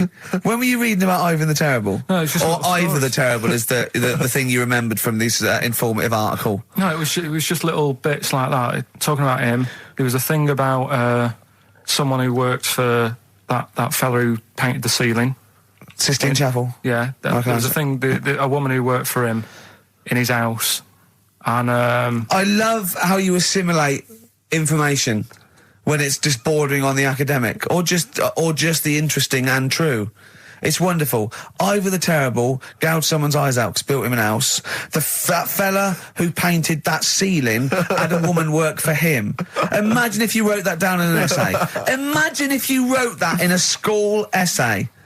Well, you'd probably end up with not getting a grade, or thinking you turned up to more than you had. Exactly. Anyway, the woman who lived with... Yeah, the woman who lived in a shoe. Go on. Yeah, there was this woman who lived with him, and she used to, go out and do all this shopping and that. Yeah. But because she couldn't read or write, he used to have to draw everything that he wanted. Why couldn't he just tell her? I don't know. No, wait. That's an excellent point. Could she talk? Yeah, but if it's a big list and that, loads of different coloured paints. But why couldn't she draw on a piece of paper? Why did he have to do it? Because he's a better drawer, isn't he? That's the point. That's it. We were just looking for the logic of the story. You found it. You've done it. Play a record. He's a better drawer.